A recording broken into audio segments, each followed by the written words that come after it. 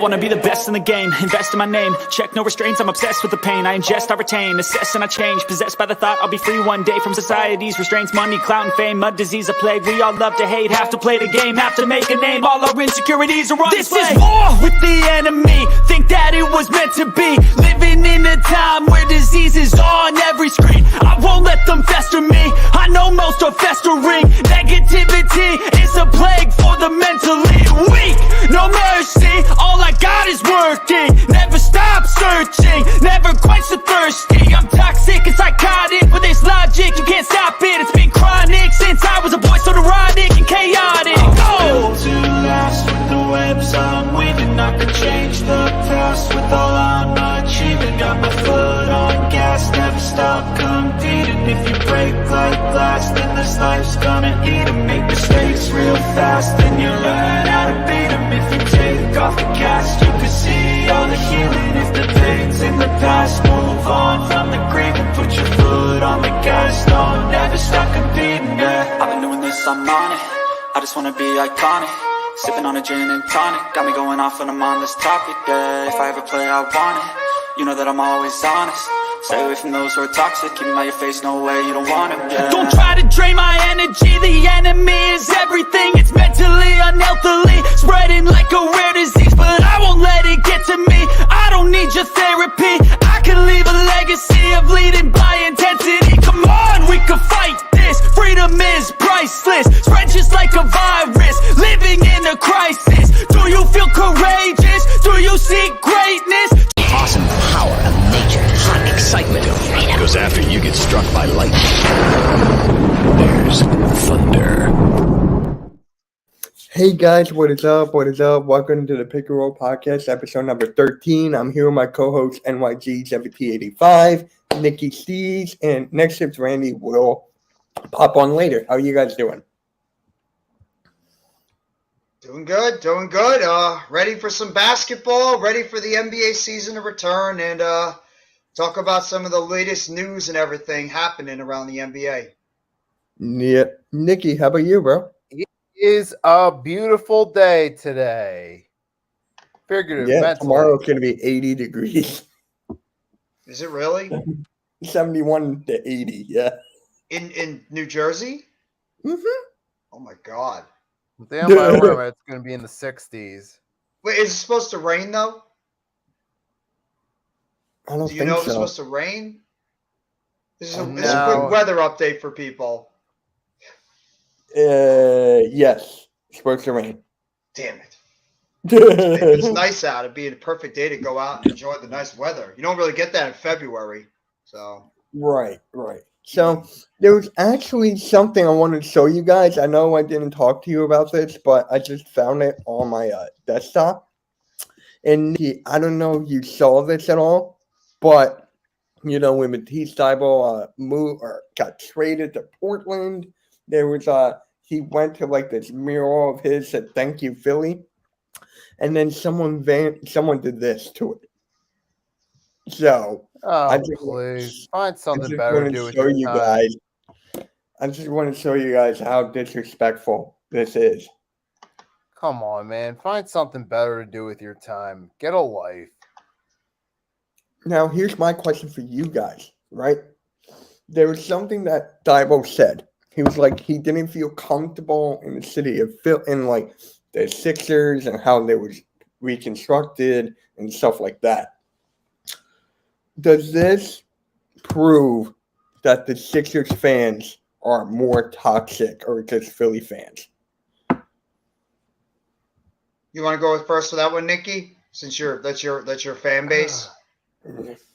If one thing it shows is that Philadelphia fans are they got this extremely hard-headed mentality. They take a lot of things serious and have a habit of taking things too far. Such as vandalizing things or holding grudges against players for leaving or something they said.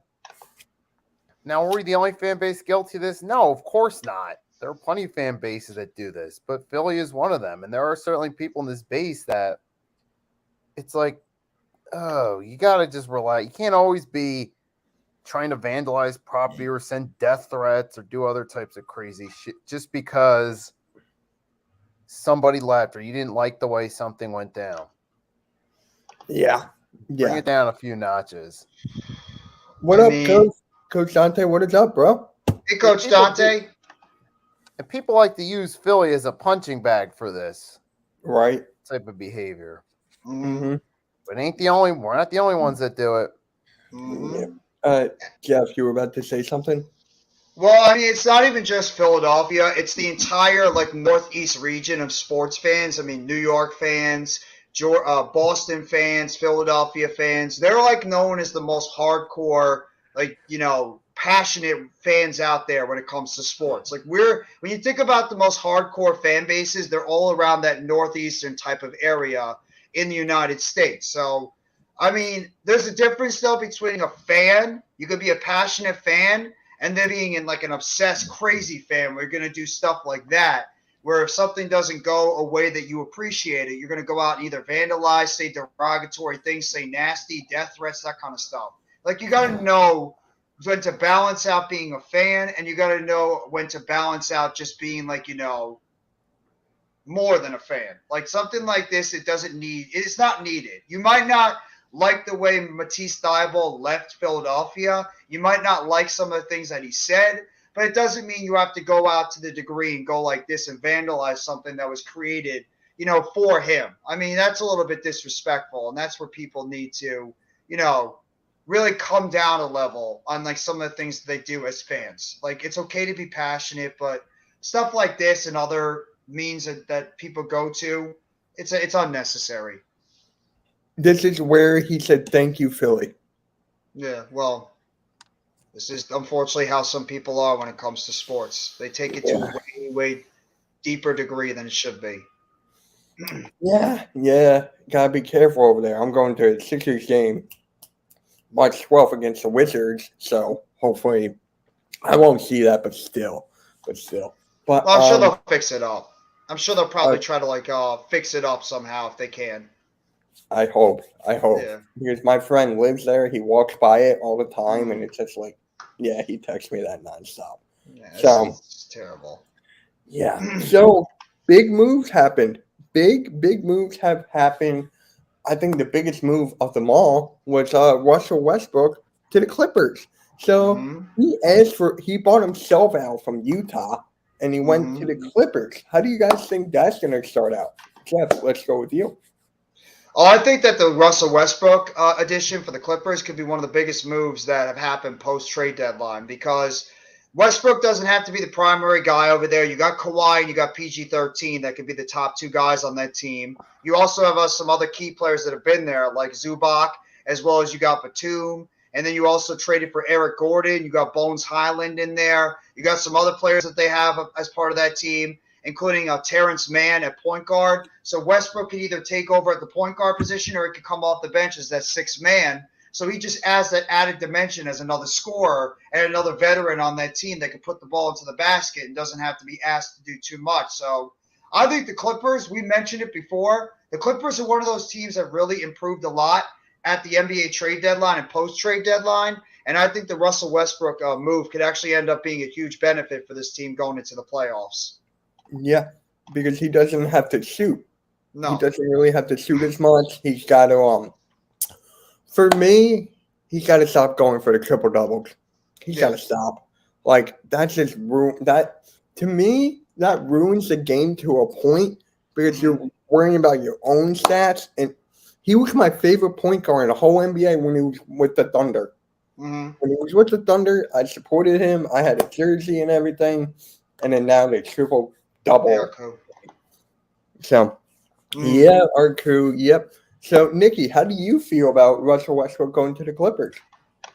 I mean, obviously it's a big move for the Clippers, and I mean, I think it could help them out during the regular season, win some more games, and help them out with playoff seeding. So, I think in the short term it can be beneficial, but what about in the long haul? Mm-hmm. I think Clippers, I don't see them making a championship push out of this. So I think this at best is going to have a lot of short-term shelf life, but I think that's you as can far as push I see him it to. going. I honestly think, I mean, is their bench good? Because they did let go some pieces. I don't They traded for some depth at the trade deadline, so they did get stronger in terms of their bench. They got Bones Highland, Mason Plumlee, and Eric Gordon added to that team. they let go of Hey, no Mets. Hey, what up, bro? What up? They let go of Luke He Kennard. went to you too. Yes, they did? That's They let- surprising. They traded him. Remember? Didn't Oh, they? that's right. Yeah, they did. You're right. He was I could've part of one sworn- I of those thought they kept trades. him. Yeah, I thought they kept him. You're right. That's the biggest blow. Mm. Like that guy who's one of the best 3-point shooters in the league consistently. That's gonna hurt Russell Westbrook in a way. But yes, you have Eric Gordon. You have Bones Highland who can shoot the three. When he's hot, he's hot. So, Well, what would you do with Westbrook for the chat and everybody here? Would you have him start at the point guard position for the Clippers, or would you have him come off the bench and continue to go with Terrence Mann at the point guard position for the LA Clippers? I'm gonna say start because Okay. if you go to when he was with Paul George on the Thunder, Mm-hmm. Paul George was up there for MVP. Yeah. So Westbrook, whoever he's with, helps them get better. Like Mhm. Paul George, James Harden, he played That's unbelievable. Kevin Mhm. Durant, like whoever he plays with, the other player does better, but not a lot of people talk about it. Yeah. It's like ridiculous. What do you think, Nikki? You think that he should come off the bench? Or you think he should start at the point guard position for the Clippers? Oh, that's a tough one right there. But Nomad said bench. I'm gonna say start him. Mm. Why would you think that's better for them to start him? Just curious. Because with him there's some chemistry there with him and Paul George, and you feel like he's more, he could be reliable, and you feel like he can work with those guys around him. But Well, I'm curious too, because if you could I would actually rather put him on the bench, because who is that primary guy off the bench that you're going to look to be able to provide the consistent scoring for the LA Clippers? Would you say it's Batum? Would you say Eric Gordon? Bones Highland, who's more of a defensive player? I mean, who would you look for in terms of your scorer off the bench? I mean, that is a good point. You could say that, but the thing with Westbrook is that yes, he'll be the number one option off the bench, but it's just like it's going to be all about him. And I know he's very close with Paul George, so he's going to want to play with Paul George, not come off the bench.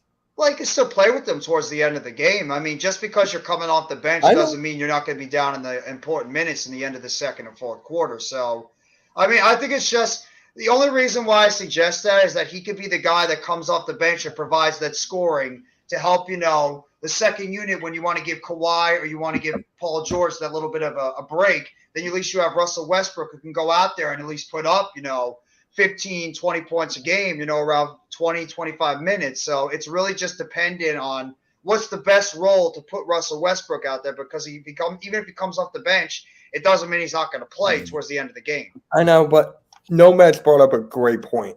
The turnovers. Hold on. Right here. The turnovers. He does turn the ball. The turnovers. He can get a triple-double with 10 turnovers. Yeah, he does turn it over a lot. That's the main gripe, is the turnovers. And for a fact Kawhi's not going to put up with it. No, he's reckless with the basketball. He's reckless at times with the basketball. That's his problem.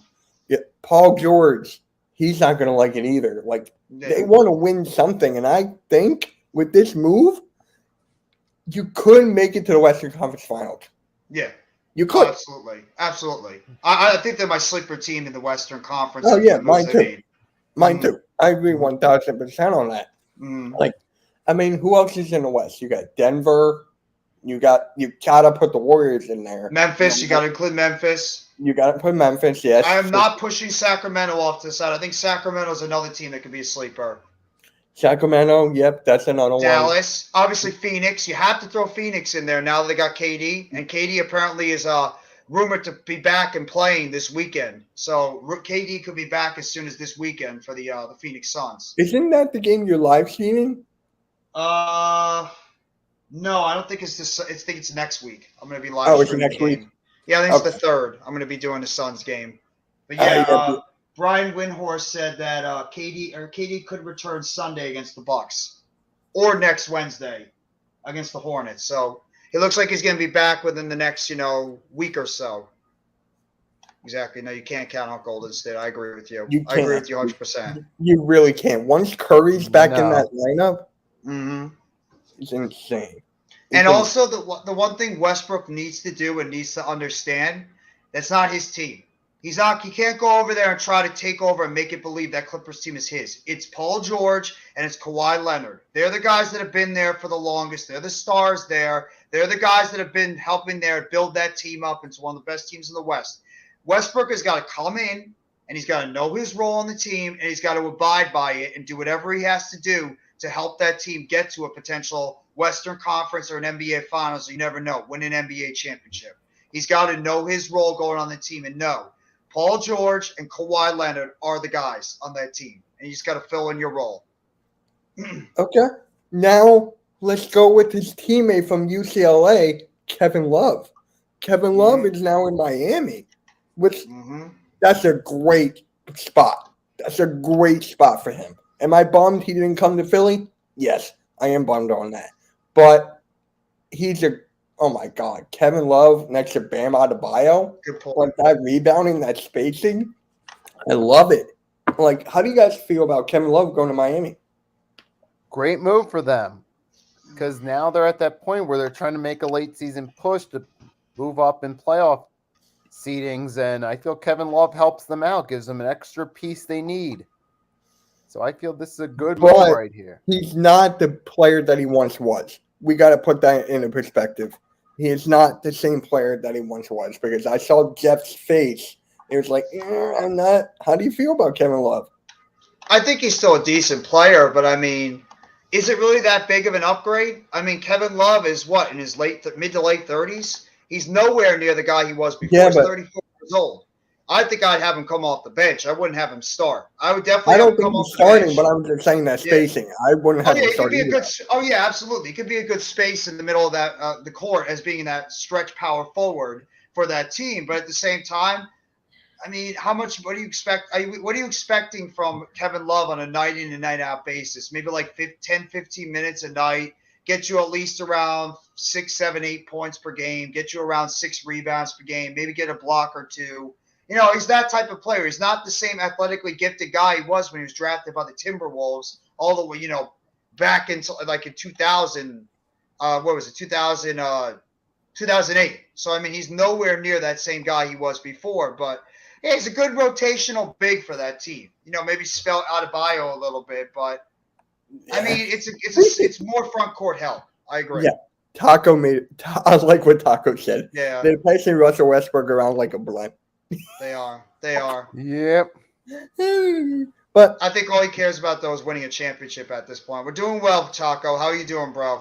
we're doing well, Taco. We're doing well, and I'm going live tonight at 8 o'clock for AEW. Just letting you guys know, it's me, Earl, and Tyler from the Philly Sports Talk podcast. So it's going to be good for tonight. Good card tonight. So here's another thing I want to say about Kevin Love. It's a championship experience. That's going to help Miami. I know they were just in the finals. What was that, like 2 years ago? 2, 3? When were they? Miami? 2020. Yeah, was about 2 2 or years 3 ago, years okay. ago. Yeah. Okay, it was 2 years ago. So that would still help him out. But yeah, I like it. But if he came to the Sixers, oh my God, instead of Joseph Niang, yeah, that was much better. Is Niang really that big of a downgrade compared to this Kevin Love? Well, the thing with Niang is that when he's hot, he's hot. When he's cold, oh my God, he belongs at the iceberg. He belongs he belongs in the ice age. So he's like a G League player at times, pretty much. Yeah, at times. But when he's hot, look out. He can make it suck. Like, How old is he? Nikki, do you know how old he is? Because I know he's in like his 30s. Not off the top of my head. I got it. But, I thought he was a younger player. I didn't know if he was up there in age. Let's see. Let's guess. Hope you enjoyed your rest, Taco. What's Oh, going he's on, cool. Braden? Yo, Braden, what is up, bro? Yo, Braden, DM me back because I need more information to help you with your thumbnail. DM me back. Mhm. 29. That's not. I mean, he's getting into the prime of his career. I mean, He's 29. I mean, I like Yeah, him. I like yeah. him, but there's just sometimes he's just like, why? inconsistent. That's Yeah. how you can pretty much book it. He's an inconsistent basketball player on the court. And I can understand why that would drive you nuts. I mean, it would drive anybody nuts when you have a guy that just can't be consistent on an everyday basis. So, but I mean, I don't think he's really that big of a downgrade than a Kevin. I mean, Kevin Yeah, Love. but here's the thing with the Kevin Love. Here's the thing. It's the rebounding for me. The Sixers are pretty much down low when it comes to rebounding. Like Mhm. Dwayne Dedman, 7 foot tall. He averages 6 rebounds for his whole career. Mhm. You know how sad that is? Like there's point guards. Chris Paul could average that. He's not a physical big man, pretty much. Yeah, he's literally a dead man walking. I mean, that's I one try to get reason you why. a laugh there, dead man. I try to get you a laugh. No, that was good. That was good. Good try. The joke went over my head. It's the old man syndrome. The joke went over my head Dead on that one. man walking. Yeah, I know. I got it now. The Undertaker thing. I got it. Yeah. I don't know. Yeah. So Kevin Love, but Chicago Bulls here. The Chicago Bulls. They got Patrick Beverly. Mm-hmm. Good. I like that fit for them. Lonzo Ball, done for the year. And there were doctors saying that all over the country, his knee is quote unquote unique. Like they can't figure out what's wrong with his knee. So Whose knee? Lonzo Ball. They're He's had shutting that him for down. 2 years. They're shutting him down for the rest of the year. Yeah. Honestly, they got to cut him. They got to do something. I know they can't with the contract, but they got to do something with it, bro. They got to do something. I don't know what they do with Lonzo. I mean, they're going to have to. Early retirement? I mean, he's 25 years old. I mean, I don't know. I mean, he's still got 2 years to go before he becomes an unrestricted free agent. I mean, he's making 19 mil this year, and then next year he makes over 20 mil over that, and then 2024, 2025 he's got a player option. So I mean, they're stuck with him because you can't trade a guy that's got no value right now because he's hurt. So they're in a tricky situation because Lonzo's not healthy right now. Right now, you can't trade a player that Lily's played in Lily has not played in 2 years. So yeah, and the thing with Lonzo now, like he's the heart of that team. When he was on the court, they're moving the ball, they're doing everything right. But when he's off, the whole team is off. Now you put a guy like Patrick Beverly in there, aggressiveness. He can knock down a three. He can facilitate. And he can get himself ejected when he wants to. But the thing with Beverly, that is a good move, but they're done. They're not going anywhere. No, and Beverly's not the same player he was before either. He's still a serviceable, pretty decent, pretty good point guard, but he's not the Patrick Beverly he was about 5-6 years ago. He's getting up there in age too. He's 34. So to me, that's just a way for them to get a guy in there. Maybe they hope if they get themselves a serviceable point guard, you can maybe do some type of late season burst, maybe get into a play-in situation. But yeah, I just think the Bulls are in a lot of trouble. They're in a lot of trouble right now. They're a mess. And DeRozan's hurt too, so. Yeah. Nikki, how do you feel about this whole Lonzo Ball and Patrick Beverly thing? As far as Lonzo goes, yeah, it's the injury bug that's going to be the problem with him. It has been and it is again. So obviously that puts the Bulls in a bad spot, but they took that chance on Lonzo knowing there could be some injury concerns, and it's come back to bite him. As far as Patrick Beverly goes, he's a nice piece, but he's not the answer to help fix this team overnight. They got to get rid of Zach LaVine. They got to. Yeah. The Knicks large wanted him. I contract. just don't know why they didn't just pull the trigger. Knicks, it'd be a bad fit for the Knicks. It would be going backwards if you bring in a guy like Zach LaVine. I think the Knicks did the smart thing not trading him. I did think the Knicks did the smart thing not trading for him. They look already better off with Josh Hart there. I think that would have been a bad move. I mean, Coach Ed doesn't want anything to do with this guy as a Knicks fan. That is true. He's a bad fit for the team, whereas you have Josh Hart's in there who plays good defense, and look what the Knicks are able to do right now. I mean, they look like a much better team overall. LaVine is just a catch-and-shoot guy. He's going to put up a whole bunch of points, but on the other side of the court, what is he really going to give you? So I think that would have been a bad fit for the Knicks, and it's actually a smart move they didn't do it. Bulls had a chance to get away from him last year, and they panicked and decided to give him that big deal, thinking that him, DeRozan, Vucevic would be a good threesome on that team. Pause. Like, a good trio on that team. It didn't work. So Yep. No, LaVine. I'll give it to Vucevic too. To me, he's the third best player on a championship team. Yeah. Yeah. Definitely. I've been saying that for God knows how long. Yeah. I miss him on the Timberwolves. Yeah, he's like got that Harden feeling on the T-Wolves, like Harden had with OKC. Like he was starting to become the player, like a really good player, and the T-Wolves just got rid of him way too quick. They traded him away to the Bulls way, way too quick. And then he's developed into a good player with the Bulls, but inconsistent at times. Yeah, now it's DeMar DeRozan's team. So Yeah. something And how much like- does DeRozan have left too? He's up there in age too. he's gotta. I mean, they got to do something there. They got to do something with that Bulls team. Hey, Would you fire the coach? Huh? Would you fire Billy Donovan? I think that might be the last resort. Mm-hmm. I mean, this offseason, you might have to go there like the Atlanta Hawks did yesterday. Mm-hmm. But the Hawks fired Nate McMillan about time. I was talking to Blake about that yesterday, and he just shows the season's already lost. Why couldn't they just done this earlier? It's like that coach. Everyone in Atlanta hated that coach. Everybody. So it's just like, the locker room hated him. He was not a locker room coach. So it's just like, Nate McMillan had to go. So that's it. Nikki, how do you feel about Nate McMillan getting fired? It was unnecessary for them because this team's been drastically underachieving this year. They should have I feel like they should have been where the Knicks are right now in terms of seedings going into it, but instead they're one game back. So I do feel like Nate McMillan was part of the problem, so it was necessary. Now it's not going to automatically fix all their problems, but I feel like it was definitely a necessary move. So it's a help. But the question is, what do they do next to follow up on this? Who's their next? What about Jeff? You okay?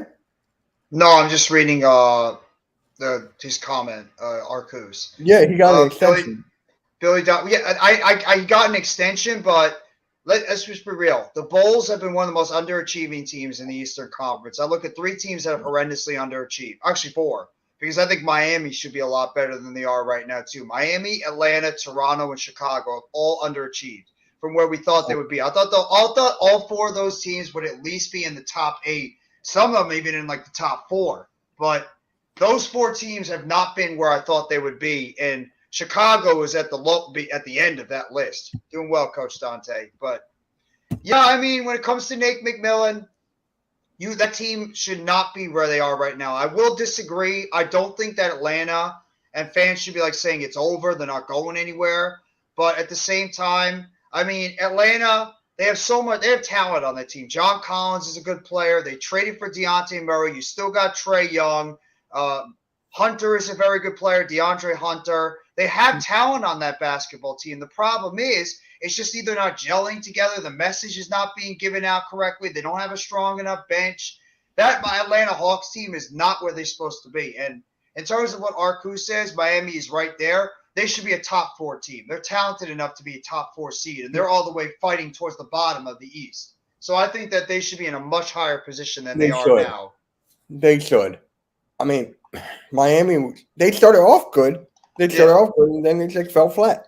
It happens. Injuries. I think injuries got to them towards the beginning of the season. That really hurt their team, and they haven't been able to rebound since.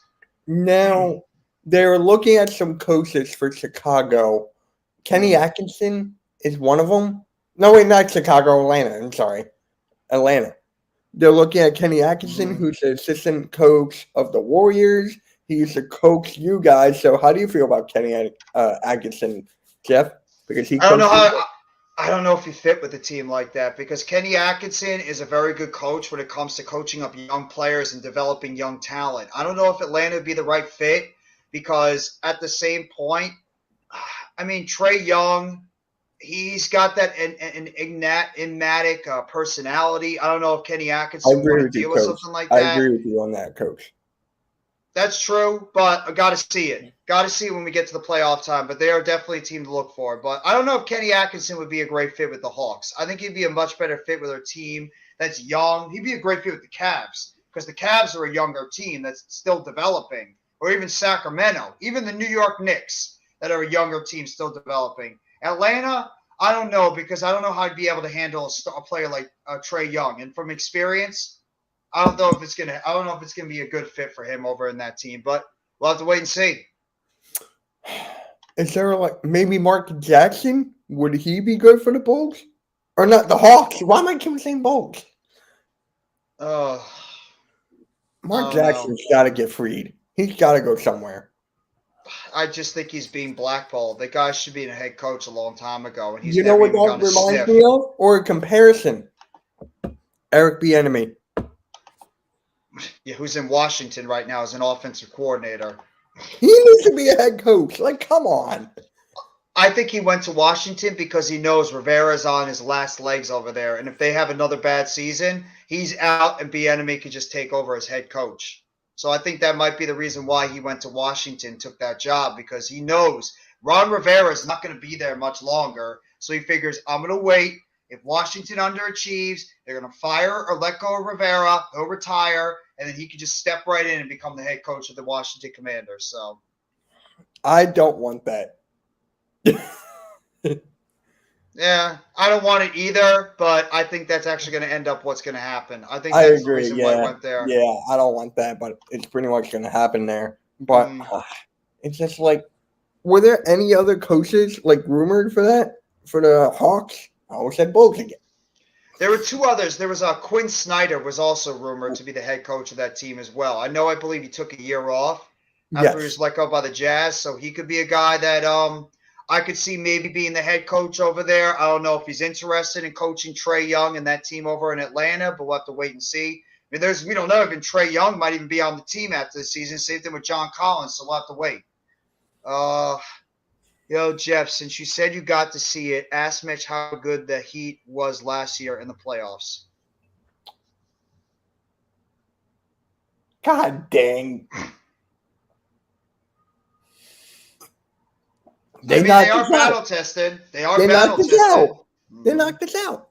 They're battle tested when it gets into the playoffs. But I think the only reason why I said they're underachieving is because I think they're a top 4 or 5 seed, and they're near the 7th or 8th spot. So great point, Jeffy, about Eric Bieniemy. The new owners are coming in and could want a complete fresh start. Exactly. That's a great point. No Mets, no Nets, no Jets. Absolutely. And Charles Lee is of the Bucks assistant. That's another one. Thank you, Arku. Yeah. That's another guy that could get his chance.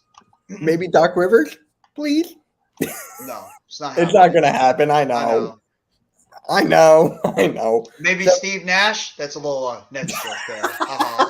Oh yeah, that's a good one. So, speaking of your Nets, Jacque Vaughn, talk about it. Well deserved.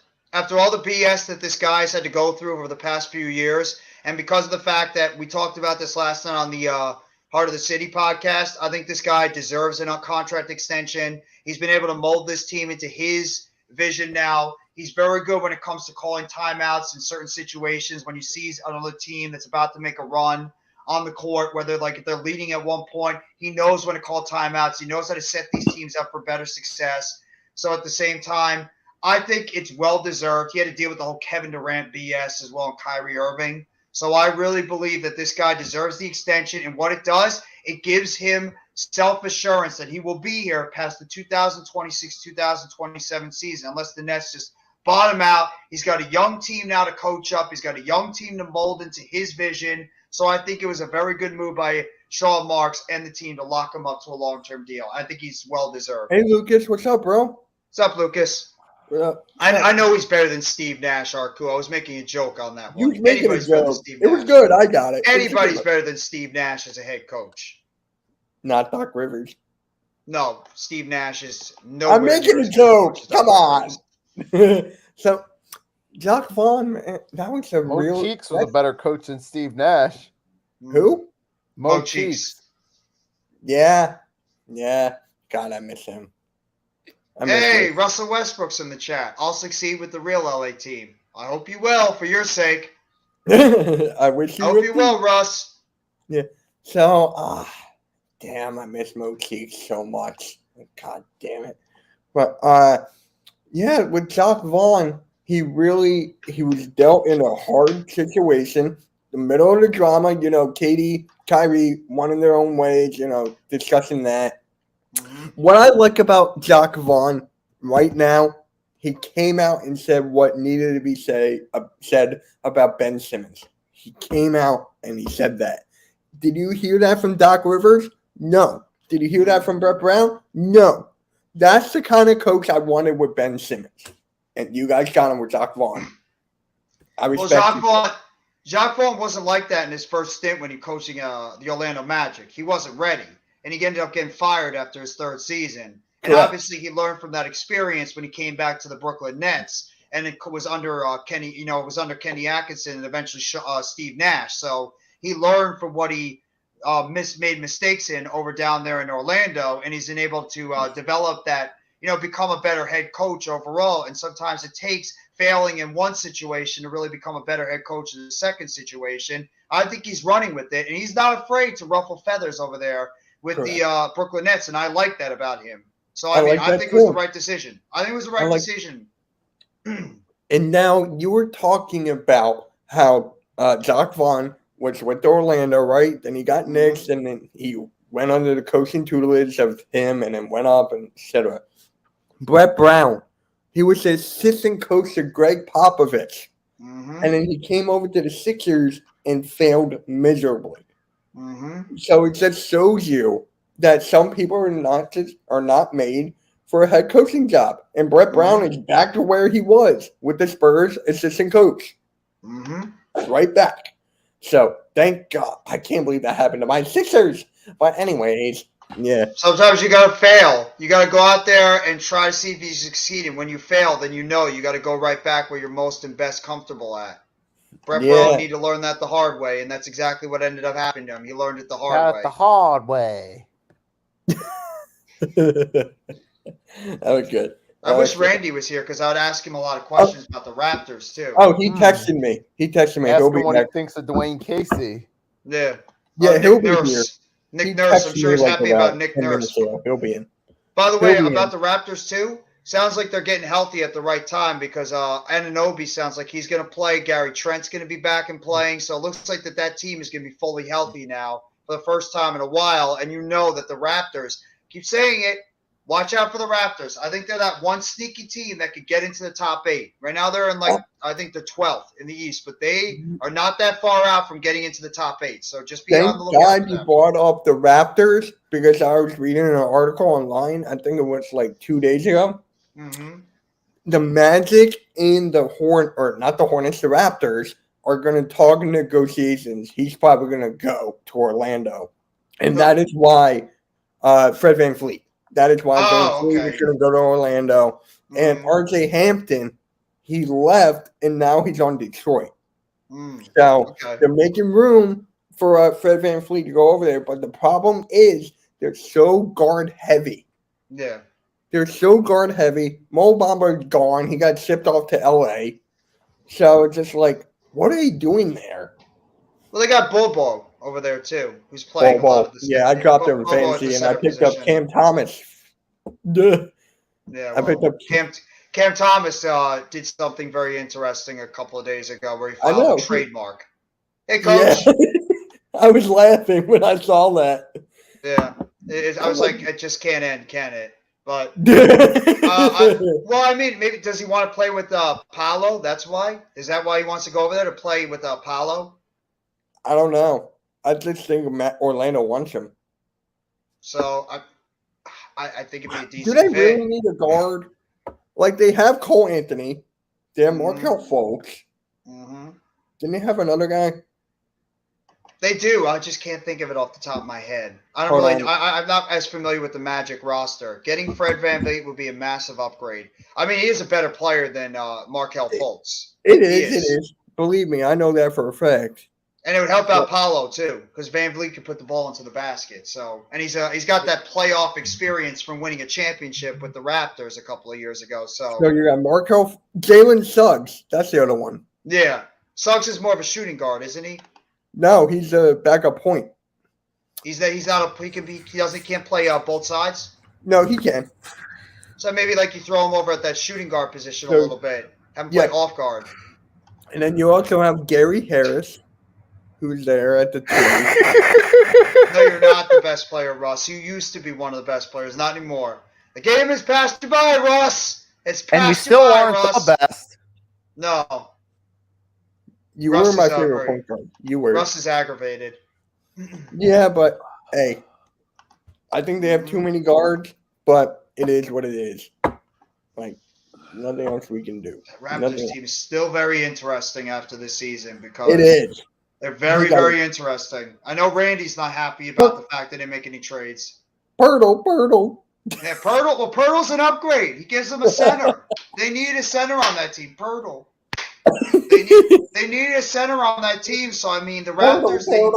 The Raptors. I'll say this: Ujiri has got balls. I really do, because he's really taking a massive chance, not taking advantage when you have all these players that are going into their free agent years or close to their free agent years, and some of these guys having some of the best value they've had, and you not trading any of these guys. You're pretty much taking a chance that A, this team can get back into a playoff hunt, and B, that their value is still going to be as high if you plan on moving some of these guys in the offseason or not bringing them back. So, I mean, I give him a lot of balls, not making any moves at the trade deadline and saying, you know what? I still believe if we get healthy, we can maybe go on a run in the Eastern Conference and sneak They into can like one of those easily top eight make a run. spots. If everyone's healthy, Yeah. they can make a run. Absolutely. Yes, I definitely believe that. With Manny's favorite player, Gary Trent Jr. I mean, he's still a good player. He Gary is Trent. good. I He's like a good him. player. I mean, I you got like him. Siakam, so you got Anunoby, you got Fred VanVleet, you got if Barnes starts channeling back his second half, what he had played in his rookie year. I mean, they're a good team, and Pirtle gives them size in the middle of the lineup. So I mean, we'll have to wait and see. But I think the Raptors are a sleeper team in that East. I do. Yeah, I'm right there with you. Yeah. Like, me and you are right there, right there. But I can understand why a Raptors fan like Randy would be frustrated by it, because he's probably thinking we have a lot of guys that have value now, and we're taking a big chance that a lot of these guys won't be here next year. So I can understand why he'd be frustrated as a fan. Exactly, I agree with Coach. Toronto is sneaky dangerous, like both what me and Vic said. He didn't. He's about it. Dangerous. He said dangerous. Yeah. I don't know if that's like a thing towards Xander Bogarts or anything, but yeah, it's dangerous. Yeah. I think the Knicks are dangerous too. Ha, ha. I think the Knicks are very underrated as well, and I think with the Knicks, I like RJ Barrett is the key. But yes, I Yeah. hate the Knicks, but yes. If RJ Barrett can step his game up for the Knicks and give them something in this last half of the season, the Knicks could be a very scary team in the second half, because We knew where you Brunson meant, Coach. has been We knew where you meant. You're good. Brunson has been great. Randall has had a resurgent year. Hart has come in and given them some defense. You bring in Mitchell Robinson back quickly, Grimes. You have good players off the bench. Hartenstein is really starting to fall into his role. Fournier's still there. He's not really in the rotation, but he's a three-point shooter. So the Knicks have play. If they could get Obi Toppin somehow in that lineup too, the I think Knicks Obi have Toppin's players. going to be gone. I think he's going to be gone after this year. Yeah, I think the Knicks sort of overplayed his value a little bit. That's why they didn't trade him. They sounded like that one of the executives wanted to trade him, but they overvalued him and put him at too high of an asking price in terms of trading him. That's why he's still on the team. But yeah, the Knicks are still a team you got to worry about. Yeah. It is what it is. So let's go to the All-Star weekend real quick, because I want to talk about this All-Star game and the ratings. Because believe it or not, the All-Star game had lower ratings than the Pro Bowl in the NFL. I know. They lost 27% from last year to this year. So this is my question for you guys. How do they fix the All-Star game in the weekend? Because the All-Star game, the players didn't care. And yes, let's say Curry was there. Let's say KD was playing. Let's say all these guys who weren't injured playing. Yes, it would be better. It would be better with those guys in. But you had Giannis, who was playing with an injury. He got injured. I mean, he played 30 seconds and bounced. LeBron didn't even come back in. So it's just like they just don't care anymore. Like, no one really cares. And it used to be my favorite weekend, which is sad. It used to be my favorite weekend. So how can they fix this? Give it some type of importance. That's what you could do for the All-Star game. I mean, first off, stop with the stupid drafting stuff. With I love the draft. That was so cool. I loved it. I think it's so dumb. I know you might like it. I think it's ridiculous. I think maybe that's one of the reasons why it turned fans off. Do you think fans really care about seeing two stars drafting other players? Yeah, but it has to deal with, like, you know, when LeBron, right? I'm going to go back to the draft a couple of years ago. It was LeBron and Giannis, both of the captains, same as usual. Okay? They made a trade. It was LeBron had Ben Simmons, traded him for Russell Westbrook. And what happened in that offseason? Westbrook became one of the Lakers. So it's all about, like, what if this guy went here, this guy went there. That is why LeBron drafted Kyrie Irving with the second pick. That is why. Because this offseason, Kyrie may go to the Lakers. He may go to the Suns. So that's what more people are thinking about during these drafts. Like, oh, this offseason, this guy could go here. This guy could go there and stuff like that. That's what everyone's thinking about on Here's Twitter. Randy. Hey, Randy. Yo. 2-on-2 tournament of first to 7 points. Play a 2-on-2 elimination tournament. I mean, anything would go 1-on-1. Why the hell not? Something would anything could work, but the game just has no importance anymore. To me, every single All-Star game is just. I heard the NHL All-Star game was garbage too. It's just a glorified scrimmage with all these things, just putting out all these stars out there, letting them just, like, you know, screw around, lollygag, all that kind of stuff. There's no type of importance with it. The one thing that I thought that baseball had right is when we're doing the All-Star game, and they had it. Whoever won the All-Star game would end up getting home field advantage in the World Series. What did that do? It gave those players significant reasons to go out there and play that game and make people care about the game. Luka didn't care. None of this stuff was the other ones. Jokic didn't care. I just got to say this about Jokic, about Embiid. LeBron drafted Embiid over Jokic. That says something. That says something. Like, I don't care what anyone says. I don't even care what the media is thinking.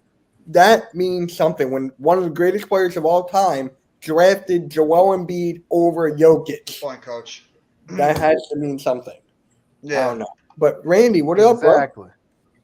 Yeah, sorry I'm late, guys. Hours have changed a little bit at work, so.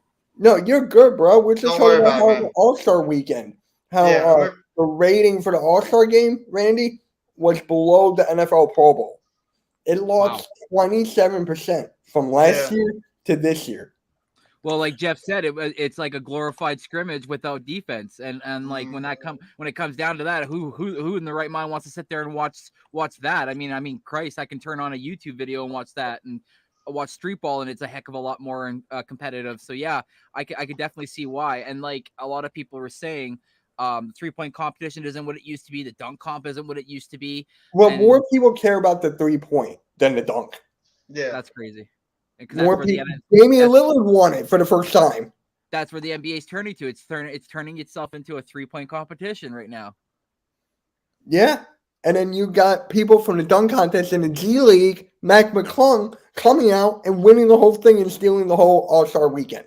Yeah, he's only Yeah. the second player ever in NBA history that hasn't played a game in the NBA but won the dunk comp. The other person was Derek Jones. Mhm. Right. And then he was the first guy from the G League to do it. So, yeah. And by the way, Coach, I found this video that talks about Mac McClung's life from beginning to now. So I'm going to send you that, Coach, because it was very interesting. Randy, I'll send it to you. Oh, it's kind of funny because I mean the kid has only made $102,000 or $104,000 in his career, and just on the dunk comp he got $100K. And you want to hear something else? On his, I know this doesn't mean anything, but I think it's kind of cool. His Instagram followers had 90K before the dunk contest. Mhm. After 1.1 million.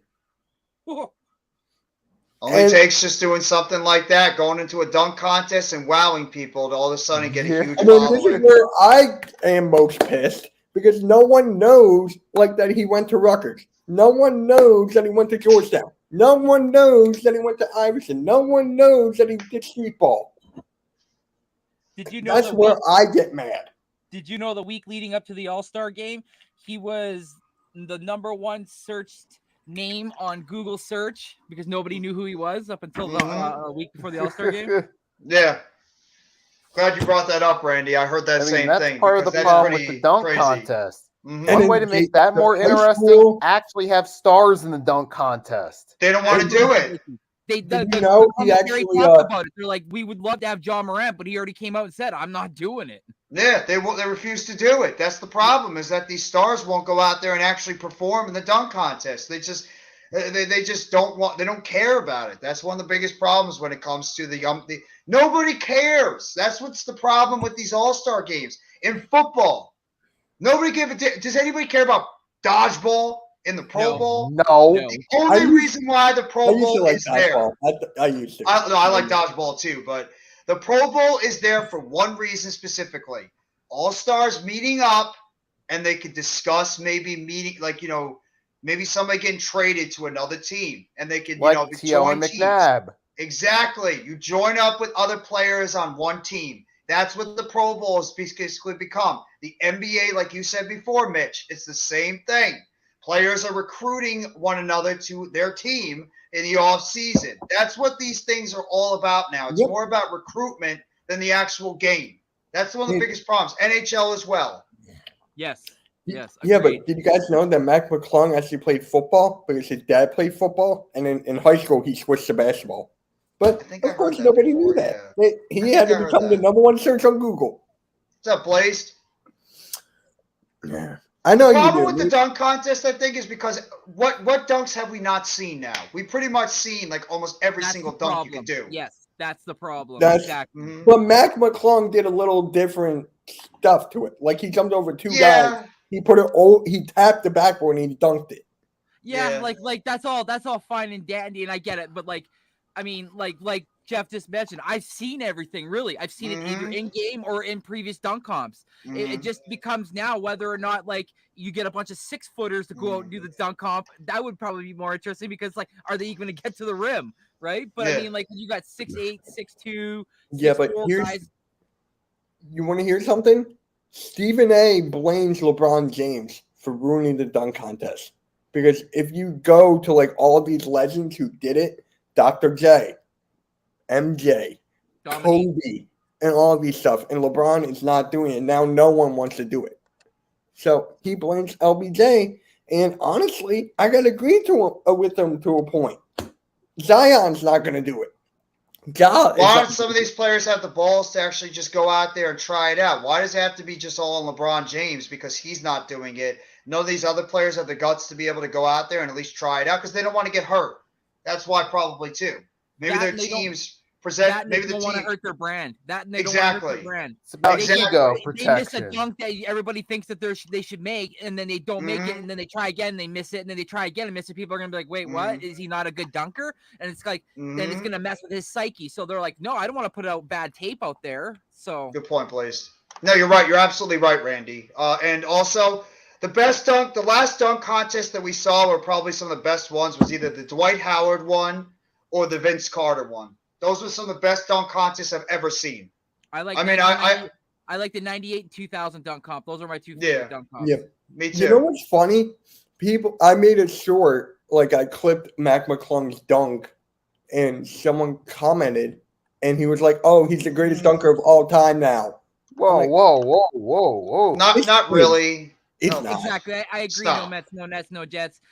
Is LeBron a creative dunker? No, but he's more of just a high flyer, and he throws it down with authority. That's what people love to see. Could They you love to see a guy imagine with if that Giannis size was in it? and up- That's a Can you great imagine? point, Randy. That's a great point. What you just said. That he's more of like a high flyer, like those types, those types of dunks. He's not going to go out there and just pull out something out of his ass, like a rabbit out of his ass, and just like do this absolutely insane creative dunk. He's just going to do a typical dunk, but fly in the air and do it. Like he's not going to do what Vince Carter does. I mean, when Vince Carter was in his prime, that dude was doing incredible special Yeah, dunks. I got to go with Blaze Radio here. The Zach LaVine and Aaron Gordon one. Yeah, that was okay. Oh, that's true. I forgot all about that one, 2016. Good point. I didn't even think about that one. And now Aaron Gordon doesn't want. Wait, yeah, he doesn't want to do it anymore Is that because. popular? Oh, what Well- up? Yo, I'll DM you after. Well, NYD. I mean, Aaron Gordon's up there in age. He's done a dunk contest already. He probably doesn't. He probably feels he doesn't need to do it anymore. No, I'd rather see some of these younger stars do It it. was right after he lost it to Zach LaVine. Right after he came out in the press conference and said, "I don't want to do it anymore," because So he he's gets embarrassed? cut every single time. Oh, okay. That dunk comp. He should've won that. Just go back out there and try to win it then again. He's not. He's not. No He's play? healthy. He's not. Yeah, no, I don't get it. I mean, the dunk contest just doesn't have the same appeal it had yesterday. You know like what? yesteryears. Yep. My friend, running back Philly, right? Mm. I was watching his video. He had a great point. I watched a lot of these pro dunkers on YouTube and stuff like that. These guys are excellent. Chris Staples, Bionic Brooks. I can name a lot of these guys. Mm. These guys are the best dunkers in the world. Let them go on. Let them perform. Because you know you're going to get a better show than what these guys are going to give you. Stop it, Juice. Trey Murphy did not get robbed.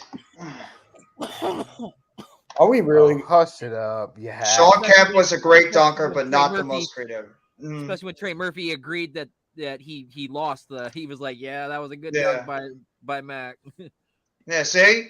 The fact he went out there and admitted that it was a better dunk what McClung did, then that just shuts down that argument. But he says it right here. No Mets throwing out some good points in this stream right now. Sean Kemp was a great dunker, but not the most creative. There's a difference, and the media and the fans aren't appreciating that difference. Hey, yo, no mess. I would love for you Great to point. come on next week. I would love for you to come on, talk basketball, bro. No mess.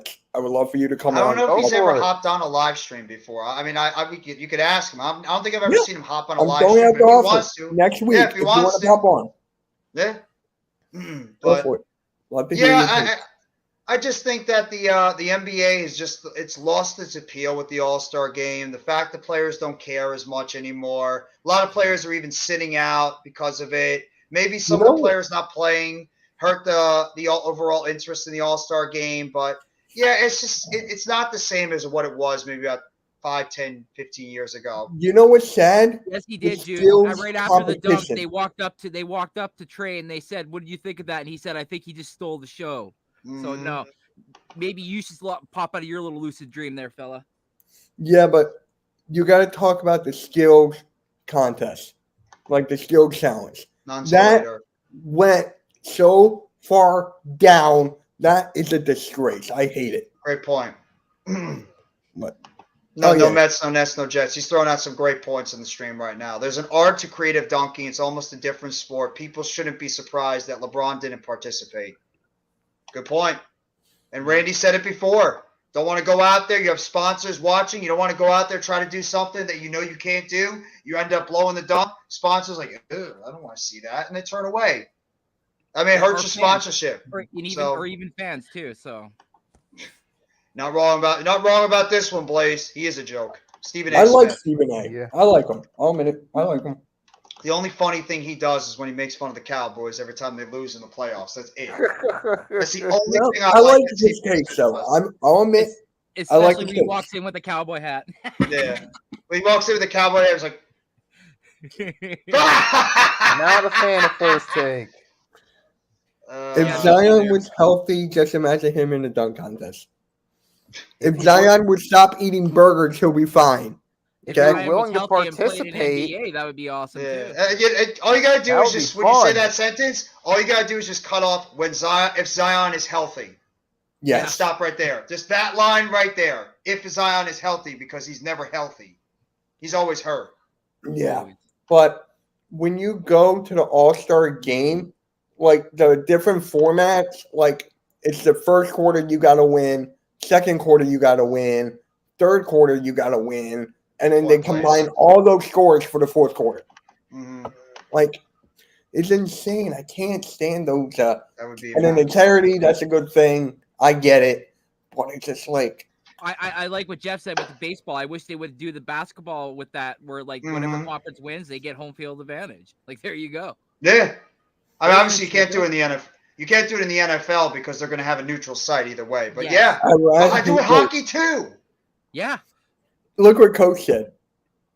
I'd rather watch women dunk. Real talk. He's not wrong. He's not wrong. That's a great point, Coach. Underrated, mean- best comment of the show. I mean, And I NYG agree. says it right here too. No creativity in the dunk contest no more. Yep. exactly. you know what Dwight Howard did that no one else ever done? He dunked on a 12-foot net. Yes, he did with the Superman cape. Yep. That's what was unique. And what Vince Carter did. Nobody did what Vince Carter did as well. The fact that he stuck his arm in the basket and nobody did that before he did. Oh, Jericho Sims in a dunk contest. Randy, did you actually That was watch weak. it? That was weak. He had two arms in it. Or no, I would give you no, the credit second for one. that. He had his arm in it, took out the Yeah. envelope, and it said Yeah. 50. Mm. I'd rather watch Yeah. women's volleyball than that NBA All-Star Weekend. Yeah. No, home Yeah. field advantage from All-Star game. It's an exhibition. Baseball did that, though. Baseball was doing home field advantage. Whoever won the All-Star game was going to be able to host Oh, the you World know Series. Dwight Howard is in a 3-point contest wherever he's playing now? Really? Playing in Japan, isn't he? Yeah, I forget think so. where, but he's in a 3-point contest. He can shoot threes now? He's changing Wait, his Apparently. game. is it regulation threes or is it like close? I don't know. All I know is that he's shooting threes. That's gotta be a sight to behold. Dwight Howard is a 3-point shooter. Yeah. Never thought those two words would be put over. Hold on. I gotta check that out. Really, Juice? Juice. Juice. Oh, he's playing in Taiwan. No Met says he's playing in Taiwan. Okay. I forgot about that. Thank you. Thank Check you. YouTube and there's tons of with the wild dunks that were never. Yeah, good point, Blazed. Good point. Yeah. But at the end of the day, the Rising Star. Randy, did you watch the Rising Stars competition? No. Oh, you didn't even watch that? No. I didn't watch anything. I didn't watch anything How about either. the Celebrity? No? Nothing. No. I Don't watched the I don't Celebrity. care. It's kind of funny. Yeah, I I just don't don't Yeah, care. no, it's Yeah, handing everyone yeah. pizza. It's just not as fun anymore. I really don't care. I used to always be interested in watching the All-Star, the 3-point contest, and always be interested in watching the slam dunk contest. I just don't care anymore. It's Yeah, just look, not that see? fun. Yeah, look, see? Wow. you Go Dwight. Wow. know who he went one? You know, in one game, he went up against Simbular. Yeah. Oh yeah, yeah. Yeah. And Sim was putting him on roller skates, wasn't he? Yes. I was Sim was watching that, having and I his was way like, with him, "There's I no thought. way that this is happening." Oh my god! Who won What? who was the MVP of the Rising Stars game? I don't even know. I Oh, don't wait. know either. I honestly forget. I Anyway, watched a snail race of 100 yards. me too. I've seen it. You might be there for like another 4 or 5 hours, but yeah, I wouldn't mind seeing that I've little seen snail it race. on SpongeBob. Gary, the snail was Oh on God, not SpongeBob. it. I'd rather watch a bunch of field. Oh, Jose rabbits have no Alvarado. fight. Yeah, exactly. Alvarado, I you. like him too. Alvarado's a very good He's young a player. good. He's Well, a good young player. I saw the clip where he's like, "I'm gonna make this 3 to win it for us," and he went and actually made the 3. Yeah. Imagine if he Well, missed it. Here is something that I actually want to talk to you guys about. So they released like the mock draft for when Bronny James goes. Yeah, I saw that. He's number 10 to the Magic. Like, honestly, does that even matter? Because whoever's taking him is going to take his dad. So wouldn't you want to take him first and then you get LeBron for like a year or two? I guess, come but on. what is LeBron going to be at that point? I haven't Great seen that question. list. I gotta see that list. Yeah. What is LeBron going to be 2 years from now? 40. No, but I mean, like, what is he going to be as a player? Like, what kind of player is he going to be? Is he going to be still a good player like he is now, or is he going to start going downhill? He'll be So- going downhill a bit, but he Yeah. can still be a solid role player. No, you can't do that.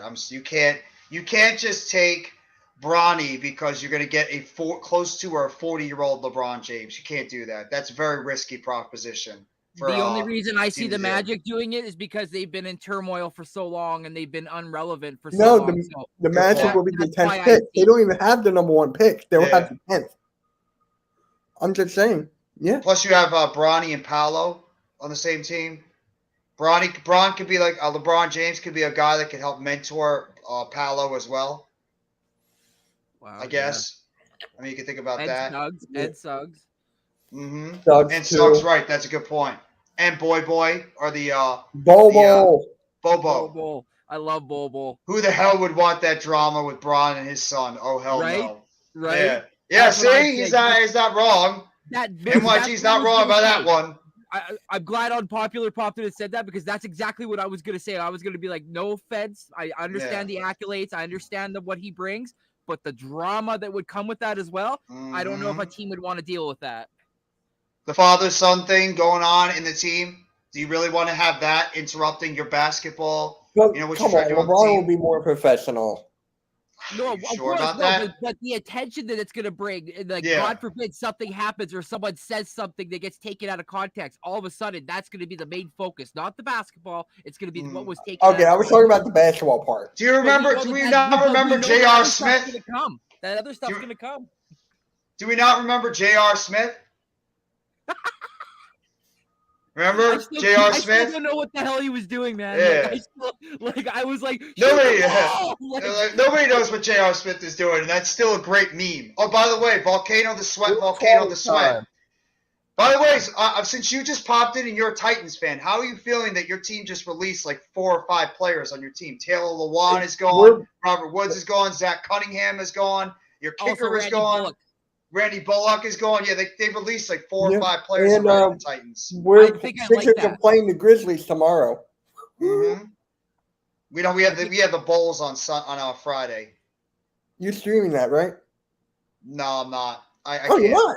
No, I'm not streaming the game. It's on.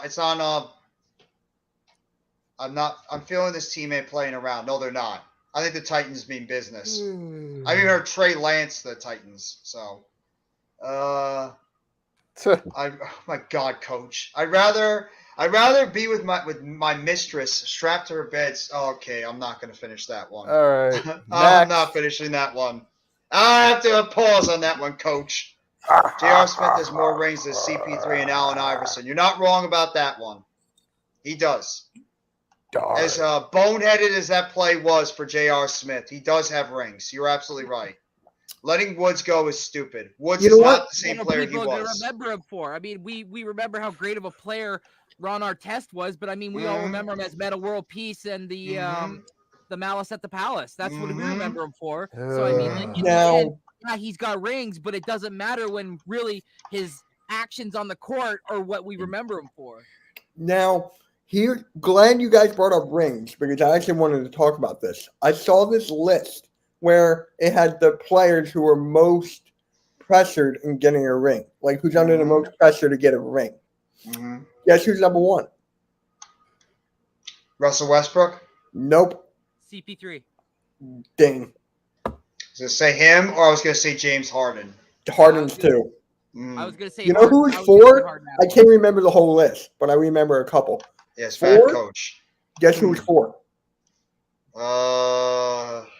Luka. No. Is it an older player?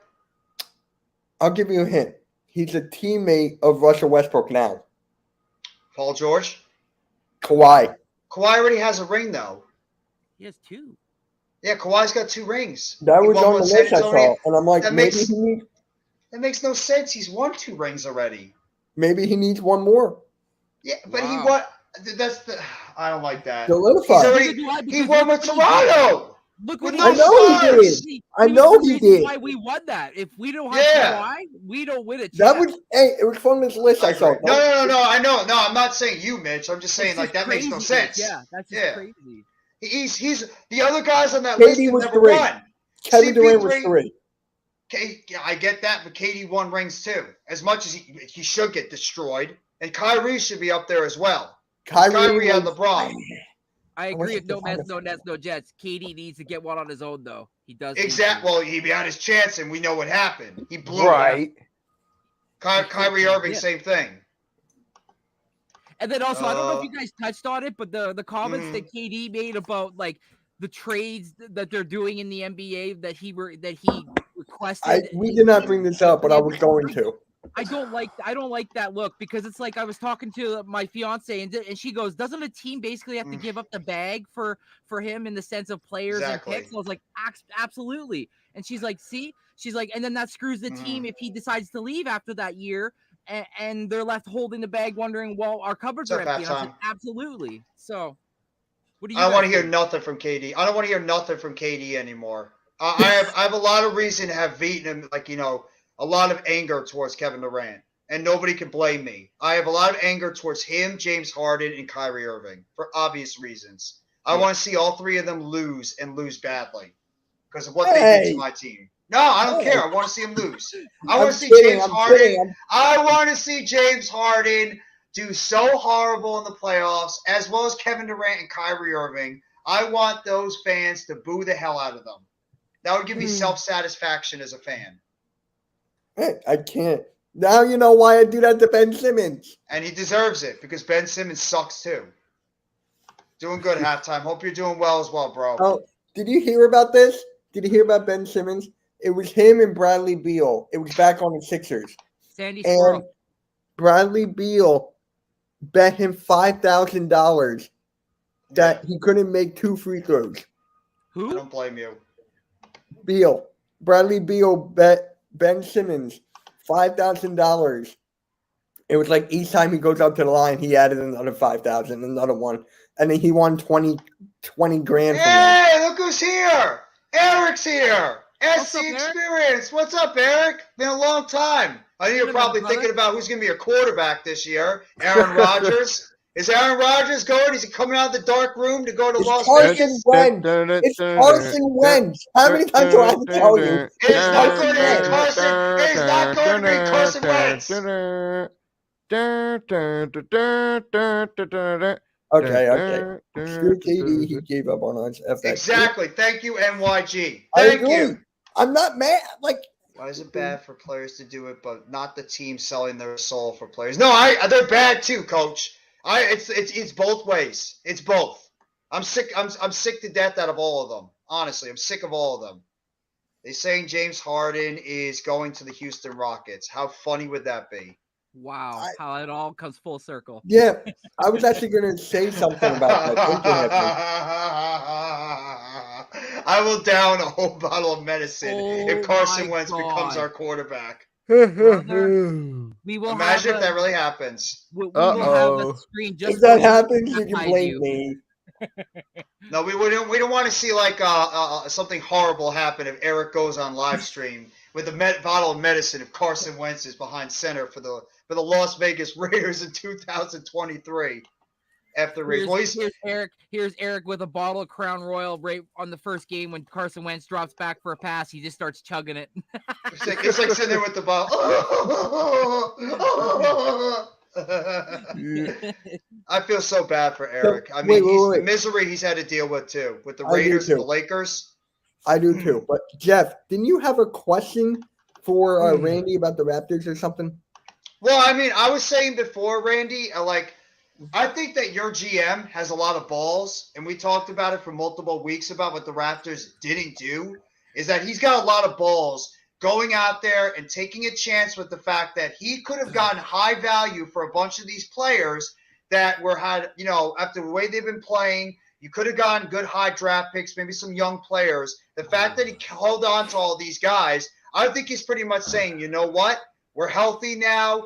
We have a chance at the bottom of this Eastern Conference that is not that strong, that we can maybe get it together, get healthy, and maybe possibly make a run and maybe get into like the top 8 in the Eastern Conference, which they have a good shot to do that. I do. And they got better with adding Pirtle to that lineup. You get a healthy Anunoby, healthy Trent. You got Siakam. Barnes can build off what he's been doing. You got Van Vliet at the point guard position. You got some deep. I mean, they need to. The bench is a problem, but the closer you get to the playoffs, I mean, the less you really get a need from your bench. You're going to pretty much go to like a 7-8 man rotation, maybe 9. So, I mean, the Raptors, in my opinion, I've said this for multiple weeks. I think the Raptors are a team that people in the Eastern Conference have got to look out for because they are talented, and they are just going to be. They're going to be pumped up knowing that the GM gave them faith and didn't decide to make wholesale moves and said, let's go for it, boys. Let's try to get it together, get into the playoff picture, and you never know. But, Randy, take the floor. Talk about you guys. Well, to answer your question, first of all, if Masai Ujiri and Bobby Webster, they have the balls the size of the CN Tower in Toronto. Yes, they do. Because he said, he basically came out in his presser afterwards, and he goes, the same deals I'm getting now, or offer-wise, I know we're going to potentially be there at the end of the season anyways. So he's saying, he basically said, like you said, he looked at the core, walked in there, and he says, you boys, I believe in you. I'm going to get us a center. I'm going to get us that center. And then it's going to be a guy that you guys all know. It's going to be somebody that actually gels with some of our players and has a chemistry with, and that's Pascal Siakam, because him and Pascal were part of the bench mob the year we decided to trade him to go get Kawhi, obviously. But Pascal was a big component for wanting my boy there. I just said his name. I can't remember it. Gary Trent? No, Gary Jakob Pirtle will come back. Yeah. Because he said he loved his defense, but he also loved his tenacity and the way. And I guess in practice right now, he's been doing nothing but helping the young kids. Like, we're helping them work on their game and whatnot. So yeah, I've been kind of harsh on my guys a lot this year because I've expected a lot. And by guys, I mean my front office, because I Otto Porter. I mean, but he played 3 games for us, 3 or 4 games. That's it. And then he got that season-ending injury. And now they're not season-ending, but they're going to hold him out for the rest of the season to allow him to heal because reasons I don't know. Whatever. What it is? He's going to be ready for the playoffs or no? He's done. There's not even talk that he'd be playing for us in the playoffs. Okay. So who knows, right? But just to like you said, for Bobby Webster and Masai Ujiri to walk into that dressing room and say, "I believe in you. Let's go. Let's see what we can do. Who knows? We could mess around." And steal one, but who knows, right? And in the end, it doesn't matter how far we go with this squad because it was never picked to be a top 5 or a top 3 team to potentially go for a chip. But the experience that we are going to gain from this is incredibly deafening. So I'm excited. As you should be. And I've said it from the beginning. I thought the Raptors were. Unfortunately, I thought the Raptors were one of the most disappointing teams so far in the first half of the season because they're talented. I said this team would be at least around the top 5, top 6 in the Eastern Conference with the core they have together. I don't know if it was just the coaching, like you've been telling, and you've been talking about all season long that you think that your head coach is burning out your players. The fact that he's not putting in some of these other players off the bench, which I understand. And this is the time where you want to have your starters play more is at the end of the season when you get close to the playoffs so you can round out your rotation. Whereas in the season, you want to have a bigger rotation going forward. So I think that your team, if you could just remain healthy and continue to get that chemistry going, I do believe the Raptors can be one of those teams that could sneak in towards like the 7th, 7, like around that 6 to 8 range, I believe in these. Because like what, a game or two out of like that around the 8th seed, so you're right there. Yep. I mean, I agree. I agree. And I also forgot about Precious Achua. He's back and he's been playing great now. So he's starting to build chemistry with Jakob Poeltl. But I agree 100% with unpopular. The Raptors had expectations coming into the season. So did Chicago. Both teams have disappointed. Atlanta too. Atlanta had expectations as well, getting DeJounte Murray. They've underachieved big time, firing their head coach yesterday. So they've really, really underachieved. Yeah. And Miami in a way too. Oh my God. Yeah.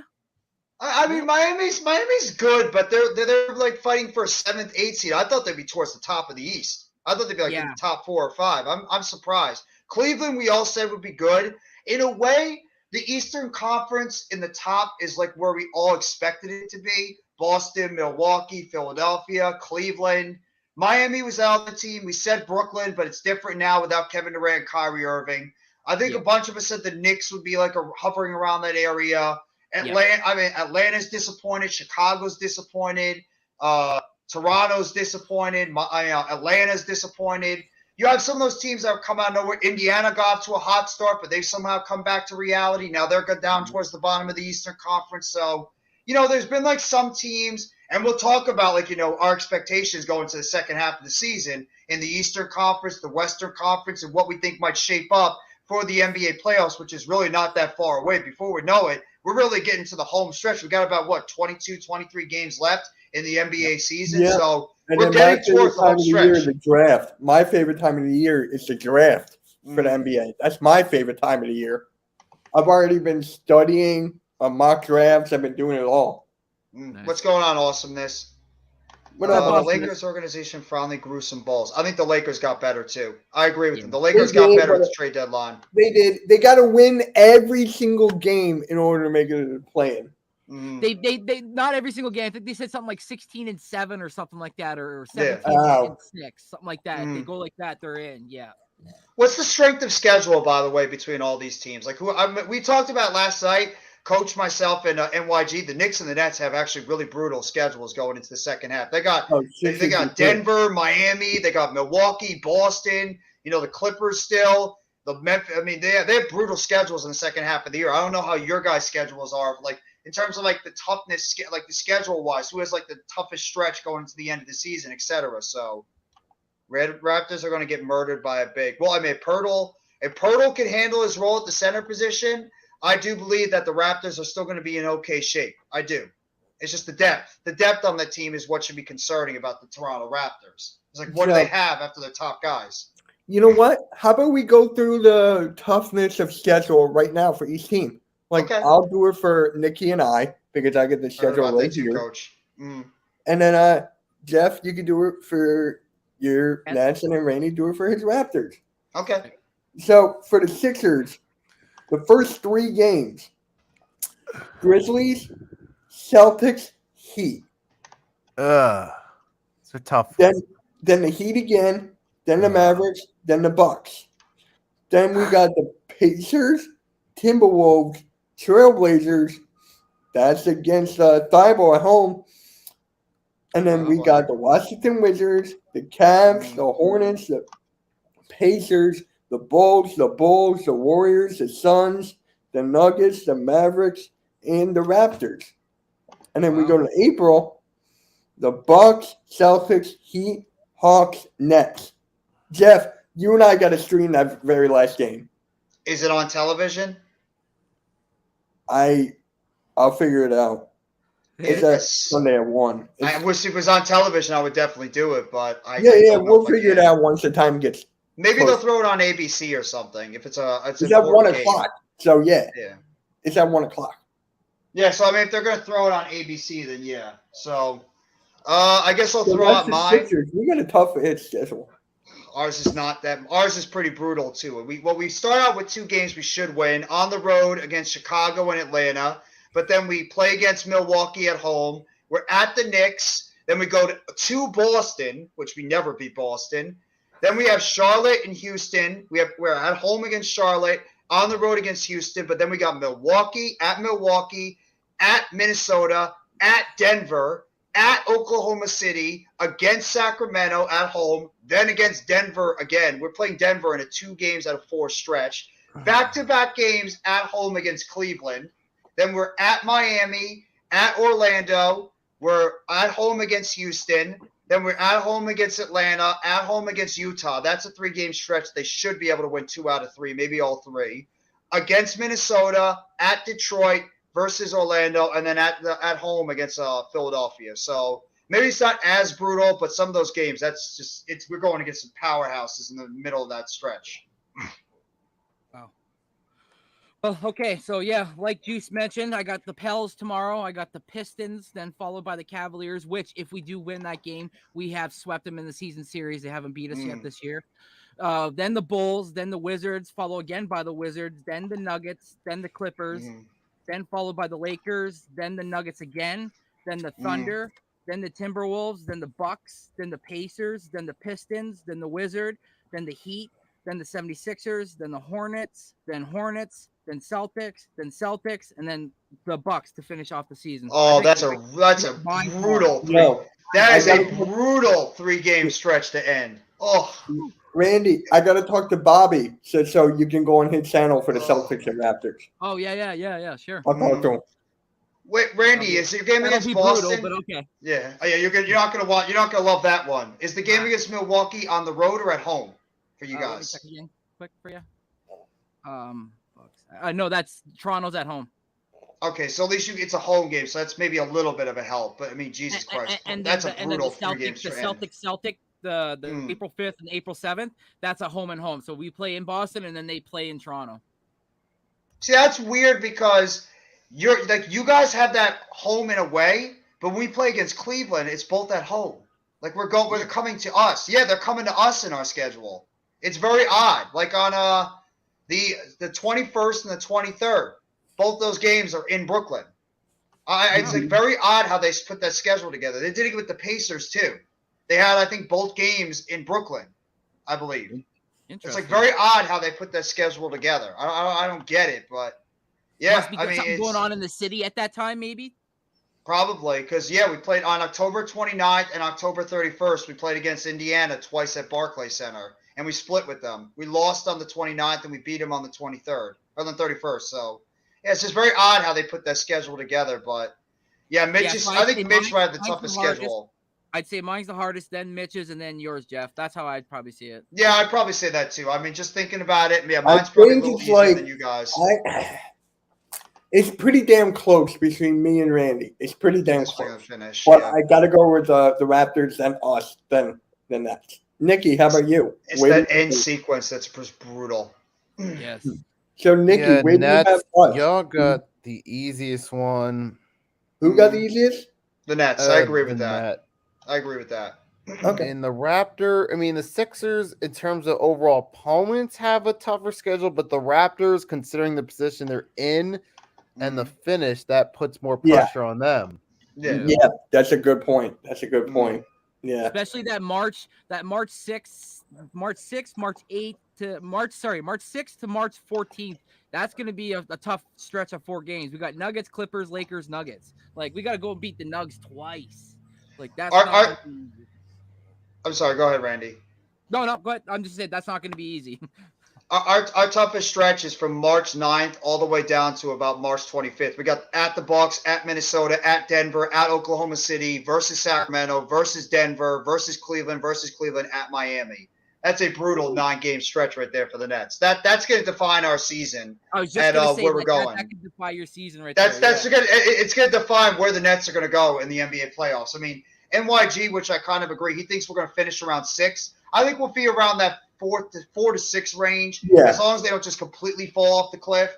So I think the Nets will be around like the 4-6 range. I think the Sixers will be around 3 to 5, 3 to 6. Yeah, I'd probably say that's where you guys are going to be too. And I think the Raptors will probably be around 7 or 8.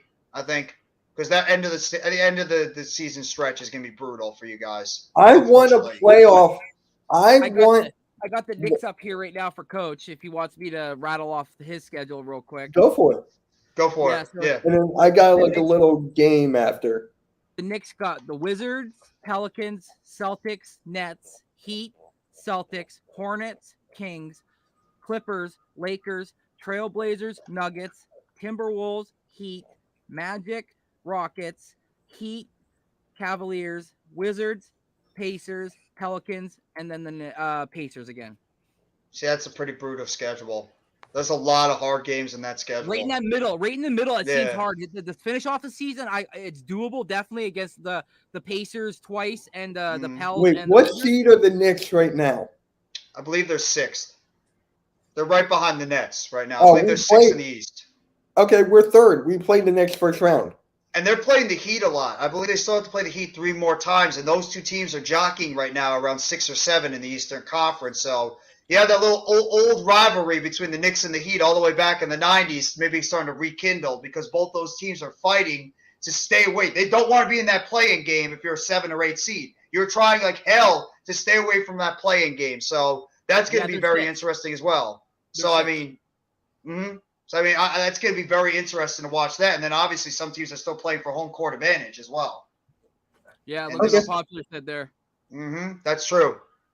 And the Nets have the 2-1 advantage right now over the Knicks. So that game in Madison Square Garden on the 1st is going to be a major game for both sides. If the Nets can find a way to pull that off, we have the 3-1 edge. So if we somehow end the season at the same record or like the same record, the Nets would have the advantage because they would have beaten them 3 out of 4 times. But different story, different teams now. So we'll have to wait and see. All right. For the East and West? Let's just answer this question, I guess, real quickly for Volcano. Yeah, go for it. Yeah. For my Eastern Conference, my top 8, I'll make it quick. I'm looking at the seeds. Okay. I got for how I think it's going to end. I have Boston number 1. I have Milwaukee number 2. I have Philadelphia 3. I have Cleveland number 4. I have the Knicks 5. I have the Nets 6. I have the Raptors 7, and I have the Heat at 8. So And for you the have the West- Raptors jumping from 10 to 7? Yes, because it's not that far off from 10 to 7. They're not that far off. From Oh, 10 it's to 7. not. It's not. Yeah, No. so I think they It's could only get 4 there. games. It's only 4 games. Exactly. And in the West, I'll go with Denver. I think is going to remain at 1. I think Phoenix is going to jump all the way to 2 because of KD. When they eventually get it together, talent will win out in there. I think I have Memphis at 3. I have Sacramento at 4. I have the Clippers at 5. I have Dallas at 6. I think the Lakers are actually going to make the playoffs somehow. I have them at 7. And at 8, who do I have at 8? Warriors? The Warriors. Yeah, I think the Warriors will make it at 8. I think they're going to fringe around the bottom of the Western Conference, but they're going to be dangerous when they get in. Yeah, because All right right. now the standings go Nuggets, Grizzlies, Kings, Clippers, Suns, Mavericks, Pelicans, Timberwolves. That's the top 8. T-Wolves. T-Wolves could be like, I think the T-Wolves will just miss out. All right. Randy, you'll go, and then I'll go to Nikki. Yeah, so I got the Nuggets finishing first in the West. I got the Grizzlies finishing second. I got the Clippers finishing third. I got the Suns finishing fourth. I got the Kings finishing fifth.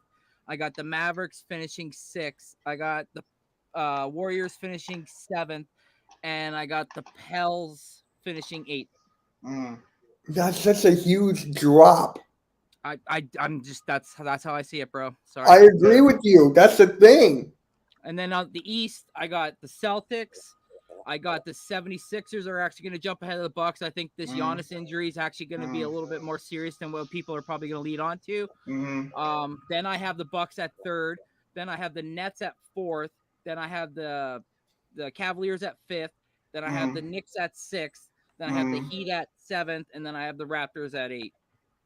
I could see that playing out. That's actually a good list. I'm surprised you have the Nets that high. I just as a Nets fan, I don't think that they're going to be at 4, but God bless if that actually happens. Great list, though. Great list, by the way.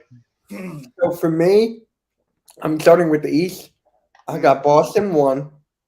I got us 2. I got Milwaukee 3. I got the Cavs 4. I got the Nets at 5.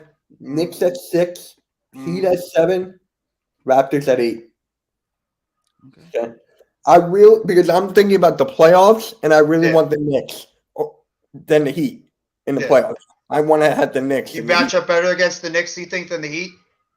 Yeah. Oh wait, then I'll have to switch. So I'll That have to series put is the gonna be Bucks fun. at 2. Yeah, us it at 3. is. Yeah. Mm. I think we're better matched up with the Knicks than the Heat. So then we go to the West. Denver 1, Mhm. Memphis 2. I got the Suns 3. You're I welcome. got the Kings 4, Clippers 5, Mavericks 6, Golden State 7, and the Pelicans 8. Okay. Okay. All right, Nikki? Nikki. All right. Here we go. So we'll start with the East.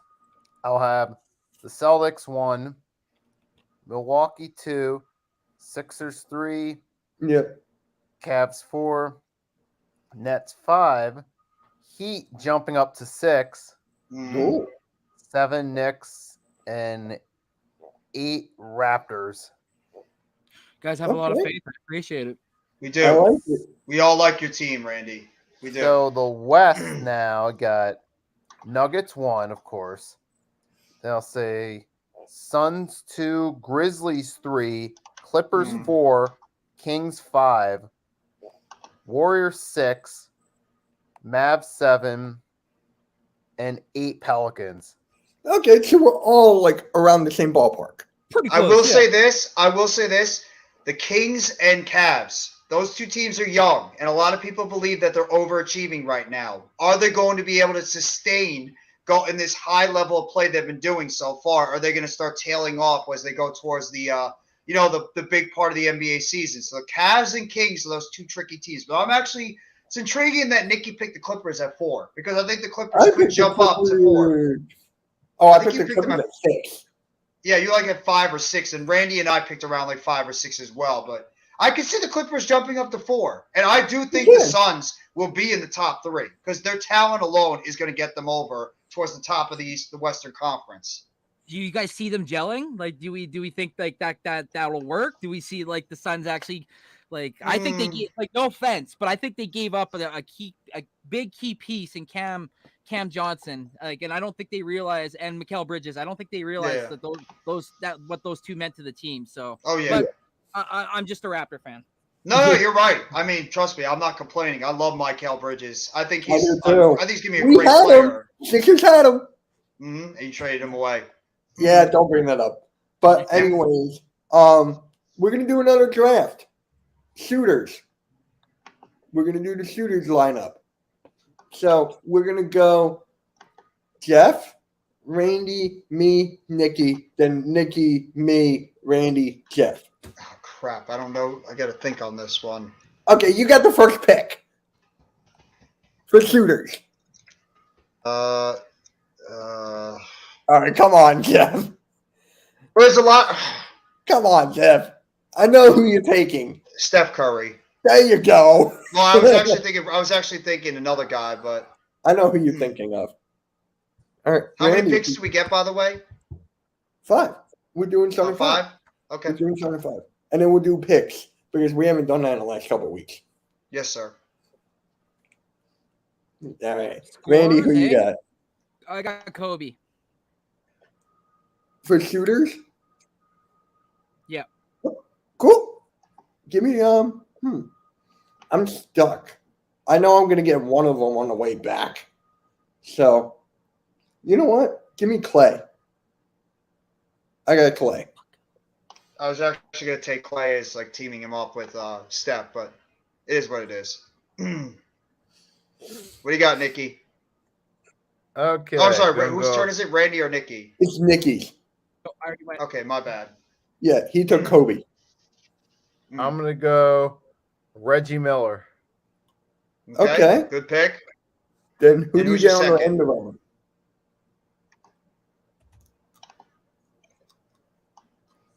So on the end around, Yeah. I'm gonna go Ray Allen. Great pick. Okay. That's fine. I got mine. Give me Damian Lillard.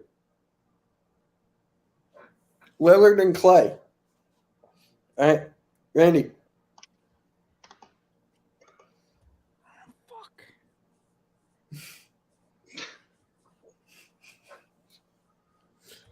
I don't want to be a homer. Be a homer. Be a homer. Be a homer. Vince Carter. Okay. All right. So he got Kobe and Carter. Yeah. That's not bad. I'm going to That's not take bad. the greatest all-time shooting power forward, Dirk Nowitzki. Damn it! I was trying to get him on a third. I got Dirk Nowitzki, and my other one, I'm going to go with.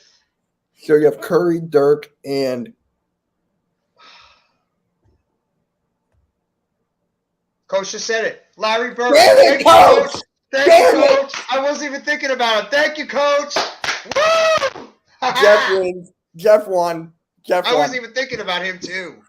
Jeff won. He got Curry and Bird and Dirk. No, it's not over yet. Let's keep going around. We'll see. Okay. All right. Damn it. All right, Randy, who you got? LeBron. That's not bad. That's not bad. Yeah. I'm trying to think of shooters. So this is tough here. Really tough. I wish I could have picked Dirk. We're drafting shooters right now, like shooters of the basketball. Yeah, shooters. Shoot. You know what? Give me it. Michael Jordan. There you go. Give me him. Hey, why not? He's a good shooter. He was deadly with the ball in his hand. Nicky, bring us Carmelo around. Anthony. And who's your end around? Carmelo. No. Carmelo twice? No, I picked. Wait, I just picked. All right, I picked Carmelo. Hold on. Who? So I got Carmelo. Can I get Mello times 2? Trey, Coach said Reggie. Detlef Shrimp. Detlef Shrimp. He was a good shooter, though. Reggie. So was Kareem. So was Sharif Abdur-Rahim. A lot of people. Yes, he underrated was. him. Yes, he He's a good was. shooter, too. You can take the You know ones in the what? chat. Good if you idea. want. I'm gonna go Sharif. Okay. Randy? Kerr. Great pick. That's No, actually what I was Randy, thinking. It was me. See, do you want Kerr? I'm not taking Kerr. So I need then a big- if Randy wants Kerr, then he can have Kerr. Yeah, take her. Mitch That's Richmond not was funny. underrated. I agree. Oh, I agree with what's- unpopular. Yeah, What? Mitch Richmond was an underrated shooter. he was. Yeah. But now I need big man. So, oh my God, Wait, I thought we were just going all shooters. we Yeah, we're are. just going but on I'm shooters looking right for now. like a 4 shooters. Give me Kevin Durant. Oh, fuck. Good plug. Yeah, I didn't even think about that. I knew Durant Jeff is a was great not going to shooter. take him. I knew for a No. fact you were not going to No, take I him. wasn't going to take Durant. Yeah. I guess whose turn is it? It's yours because he took Kerr.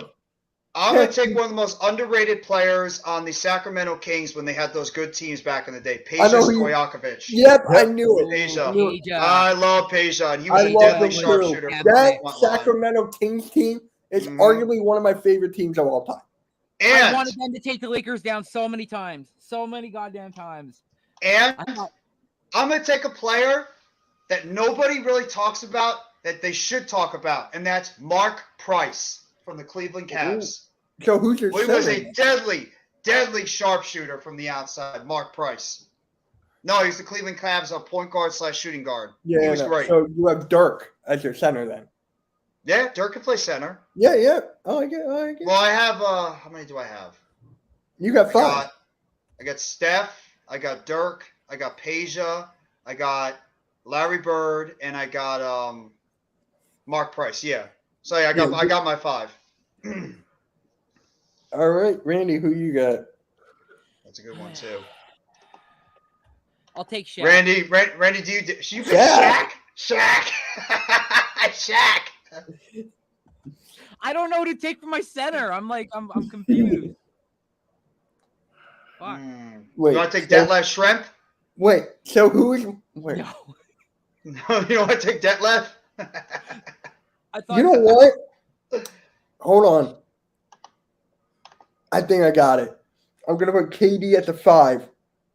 Yeah, Give I'm gonna me- go Monty Bull then. I'll go Monte Bull. I'll go his father. Bull's for the end. Mhm. Okay. Rest in peace, Drazen Petrovic. I was thinking that one, but yeah, that's a good pick. Drazen was a terrific shooter for the Nets. I thought you were going to take him. I thought you were. Nah, I was thinking about it, but I didn't want to be the homer. So I wanted to go in a different What's direction. with you guys being Homer? Like, what's wrong with that? I Be got a homer. Peja Stojakovic and I got Mark Price. They're great shooters too. There's another Alrighty. good one. There's some Nikki, good who ones in you the got? chat. So I'm gonna put Sharif at center, and at power forward, I'm going Kevin Love. Okay.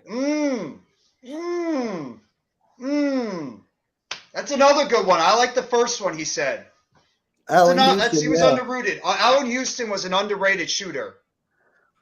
I like that All right. pick. So, Nikki, go over your 5. Okay, so my Yes, he 1 and was. 2, Ray Allen, Reggie Miller, small forward Carmelo, Sharif Abdul-Rahim center, Kevin Love power forward. No. Okay.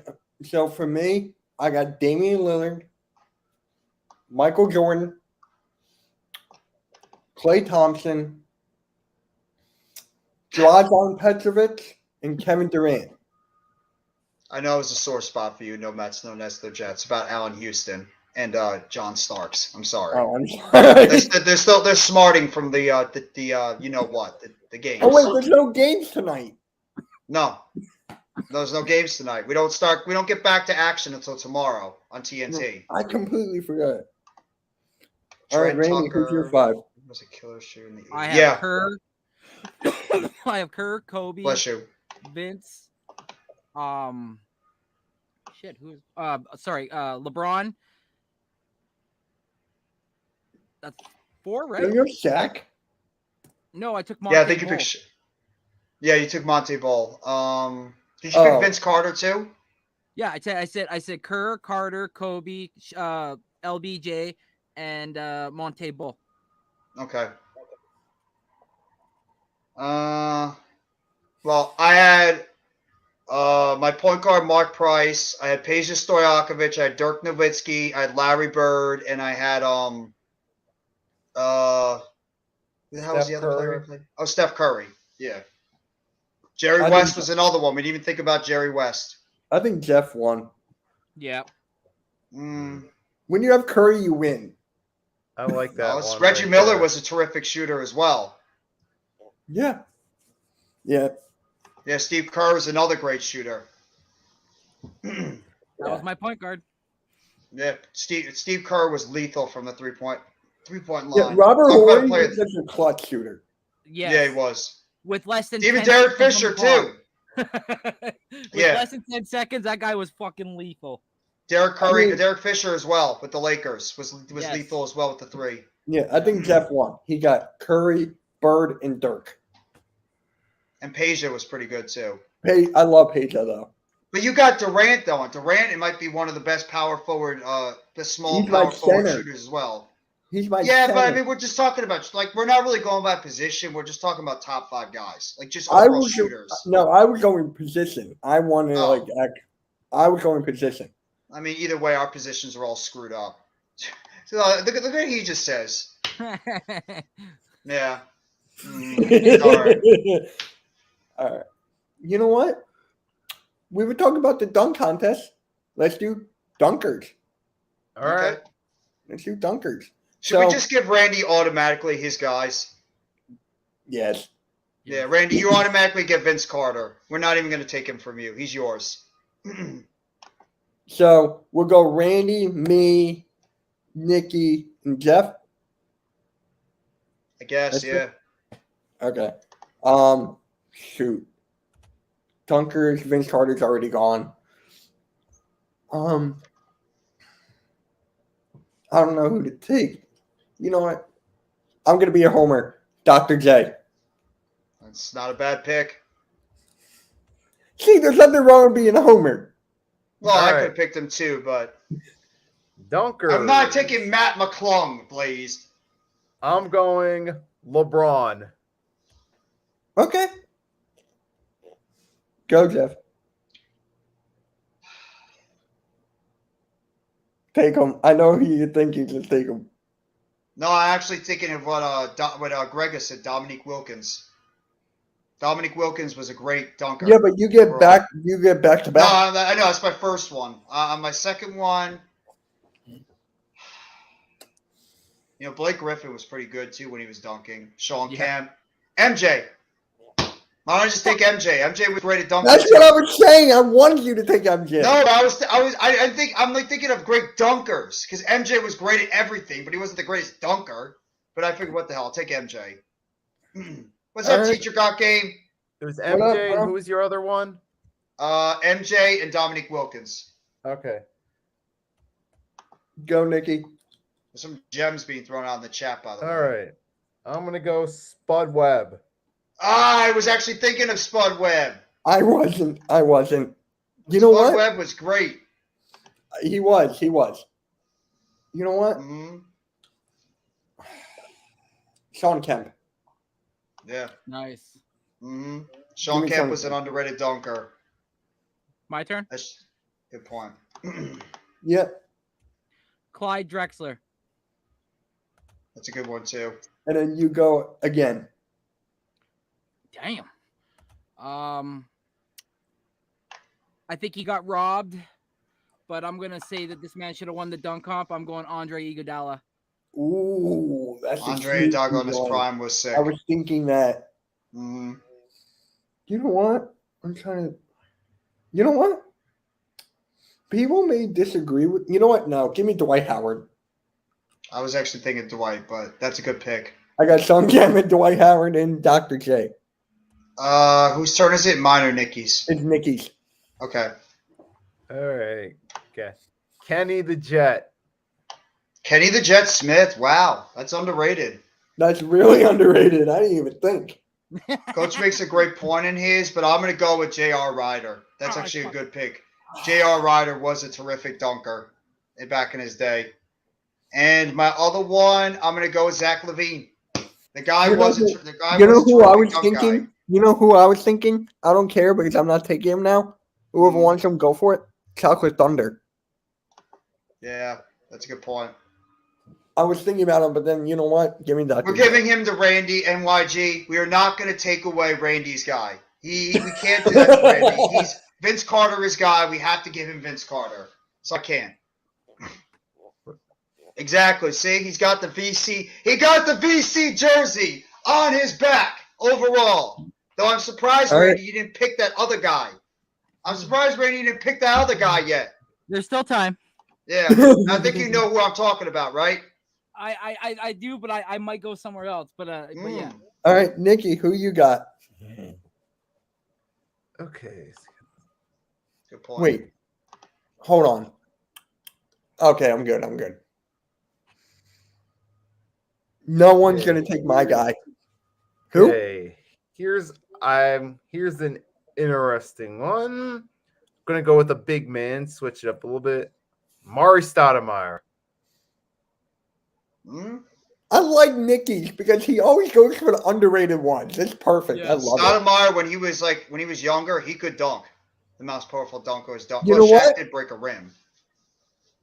Jack's dynamic duo. Give me Kobe. No one took Kobe. Not yet. Was Kobe really a great dunker, though? He won a dunk contest. He did. That is true. He was great with regular season dunks. Yeah.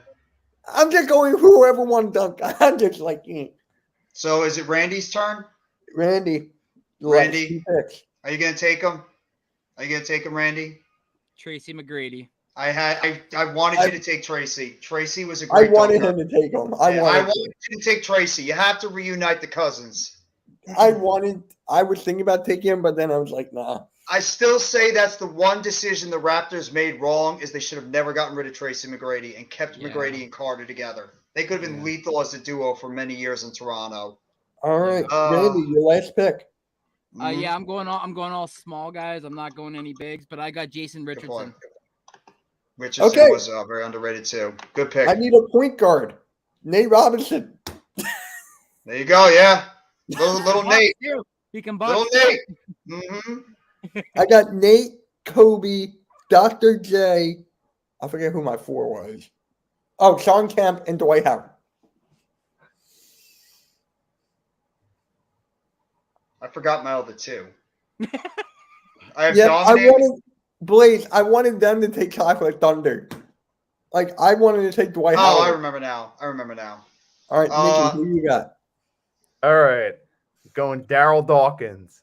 Chocolate Thunder. There you go. There you go. Rest in Somebody peace. had to take Blaze Stevenson I was in there. thinking Chocolate about it, but Thunder. then I wanted Dwight Howard. Teacher got game. Yeah, Steve Francis was a good dunker too. He was. Damon Very Stoudemire. A lot of point guards. You didn't realize they were like very good dunkers. No one even David said Stoudemire. Bud Webb. Someone took Spud Webb.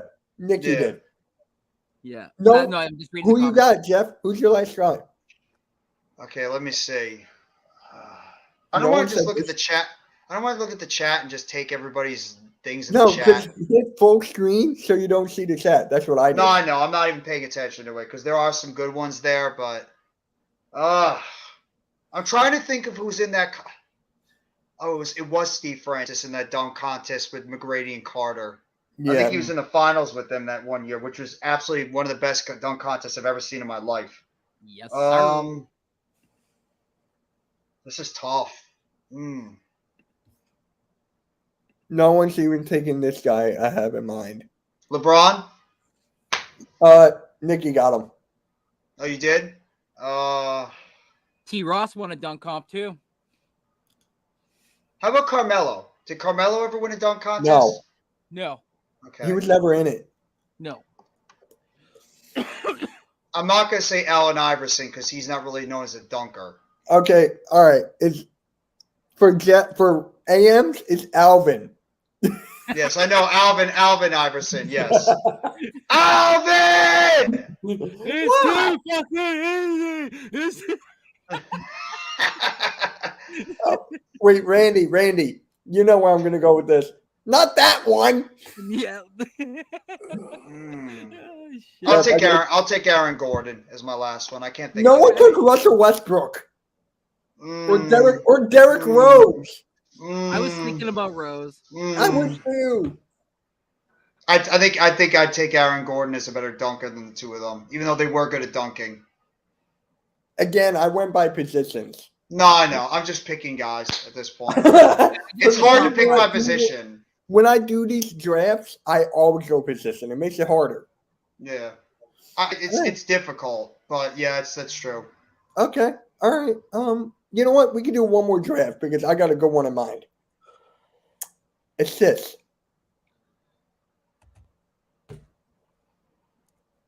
Huh? Oh, we're doing an assist one now? Assists. Yeah. Why not? It could be the last one. Who's picking first? I guess me. I never went first. Can I have my guy at least since we gave Randy his guy? Can I at least have my guy? Which one's yours? Jason Kidd. I'm fine. All right. Because that's the guy I was going to pick any day of the week was Jason Kidd. Oh, I thought you were going to take this guy, Jeff. Oh, yeah. Yeah, Ben Simmons. He's a great dunker. He's so great. Now, see, there's some gems being thrown out there. All right. So, give me. See, if I go one way, the other one is gone. So it will be me, Nikki, Jeff, and Randy. Okay. So for me, I'm stuck already. You know what? Screw it. Magic Johnson. Okay. Nikki. The Big O. Damn it! Damn it! I would not think you're going to pick that. I was waiting for somebody to not pick him. That's exactly what I was thinking as my second pick. The Big O. No, you already had Kid. So, all right, Randy, you're up. Put one of them as my shooting guard. John Stockton. Okay. That's an obvious one. Yeah. And then you go again. I go again? Yep. Yeah. Fuck. Steve Nash. Yep. He's got two greats already. All right. Who you got, Jeff? Oh, Jokic. I think he's the best passing center of all when it comes to assists. I'm going with Jokic as my center. All right. Nikki, who you got?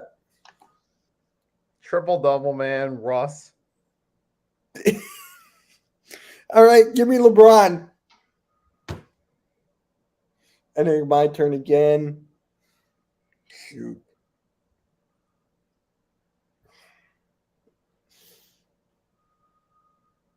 Hold on. It looks like most of you know what? Magic Johnson could be my center. Screw it. He's my center. I was waiting for He beat somebody us to in the pick Magic finals. Johnson. He beat us in the finals Yeah. as a center. I'm waiting for somebody to take Magic Johnson. I mean, the I dude took him. was like the dude was unbelievable as an assist I mean, guy. and I got LeBron. So Who's up now? me. I got it. Chris Paul. Mm-hmm. Chris Paul. I already got LeBron. My turn. It's Nikki's. Nope. Okay. Sorry. Okay, so It's Nikki. Yep. So I got Oscar and Rosso. Let's see. I got Oscar. That is true. That is true. Mm-hmm. Mm-hmm. Let's see, Oscar Ross. I'm gonna go with. I'm gonna go Isaiah Thomas. Okay. Randy or me next? It's you. Ooh, I got a couple of gems that I was actually thinking of that are in the chat, but I have to take the Admiral. The Admiral, David Robertson. Still don't. I still It's haven't forgiven Robertson, not you. Robertson. I said Robertson. I It's still don't. Robinson. I still don't forgive you for what you did to me in the 2021, 2022, 2023 playoffs, but you were a hell of a player. You and Duncan. All right, Randy, you get 2. Mark Jackson. Good pick. And Gary Payton. Maurice, I am not cheeks.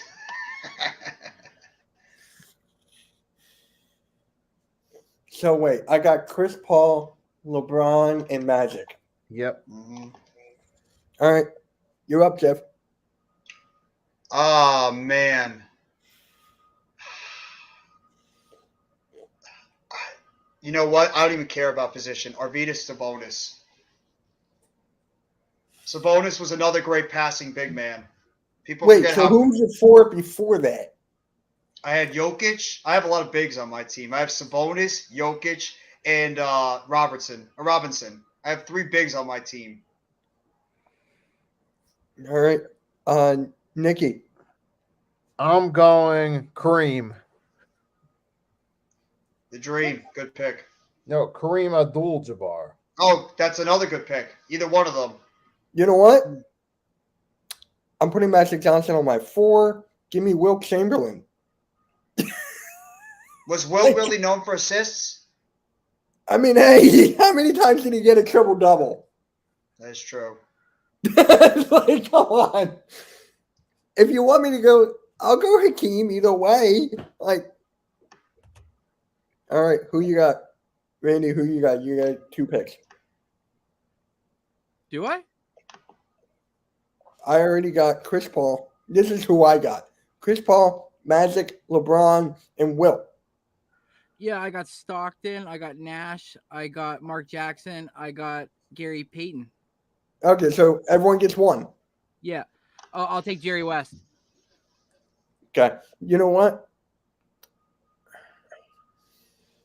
I got Stockton, so I win. I mean, number I one. wanted all time. Magic. It's like I love Magic.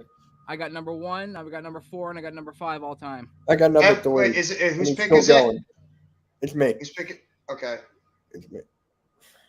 I'm trying to think of. Okay, so Michael Jordan wasn't really known for passes, though. Mm-mm. Fake pass. Yeah, like clutch passes. Yeah. Damn. It's tough. This is a tough one. You know what?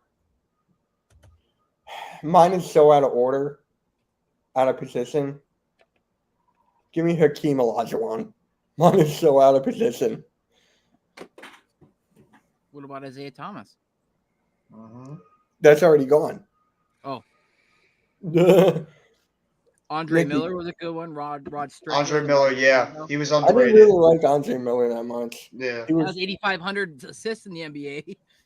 I don't know. F it. I'm gonna go. Well, I'm It's gonna go Nicky's with. fault. I'm sorry. Go ahead, Nikki. I'm sorry. Wait. Sorry. I was So the same sorry. way. I was the same way. I'm going with Yeah. it. I'm going for it. I'm going for it. I don't care. I'm going. All right. Who's going next? It's You. it's You are All right then. Bill I already Russell. lost. Bill Russell. Yep. Mm. Okay. I'm going with the man that they marketed as Little Penny. Penny Hardaway. Shaq's buddy back in Orlando. Penny was good at distributing the ball back in the day. Remember Little Penny? Everybody remembers Little Penny. Remember Tim Hardaway? Yeah, he was good too. Pain in the ass to play against, but he was good. 5 assists away from 7,100 in his career. Mhm. Like, damn.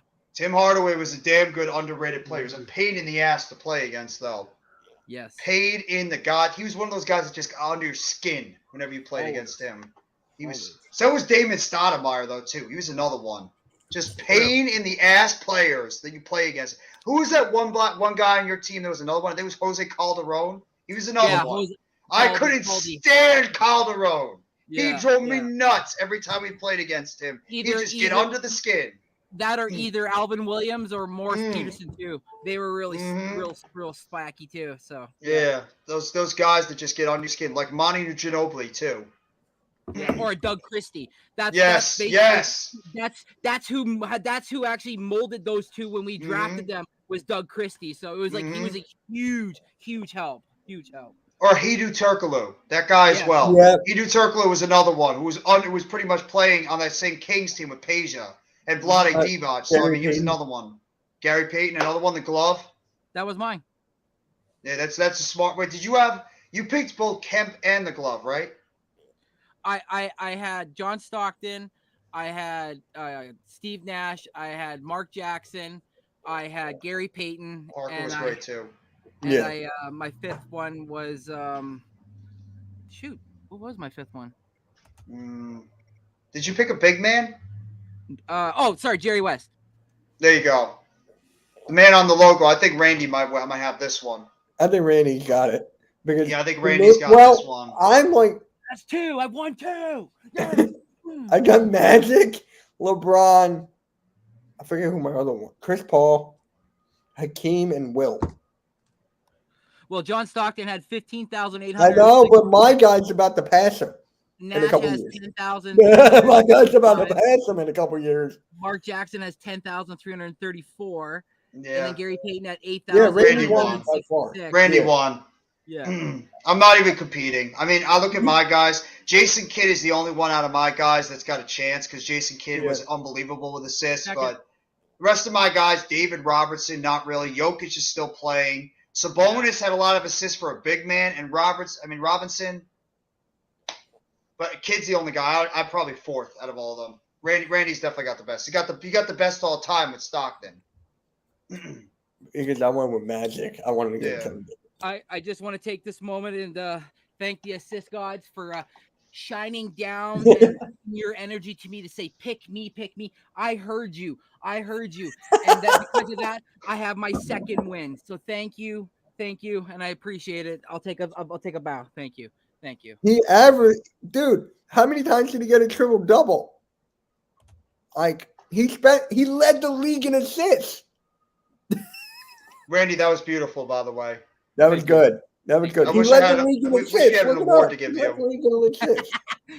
Here is a mic. Here's a beautiful mic for you to. Oh, well, thank you. I really appreciate it. Nice. I can't wait for your setup to be done. I can't wait. Yeah, me too. I hopefully you're going to be able to get it set up for the NHL trade deadline on the 3rd. So Yeah. That'd be yeah. really No, good for the people like that. boxing on for the Sunday. boxing too, yeah.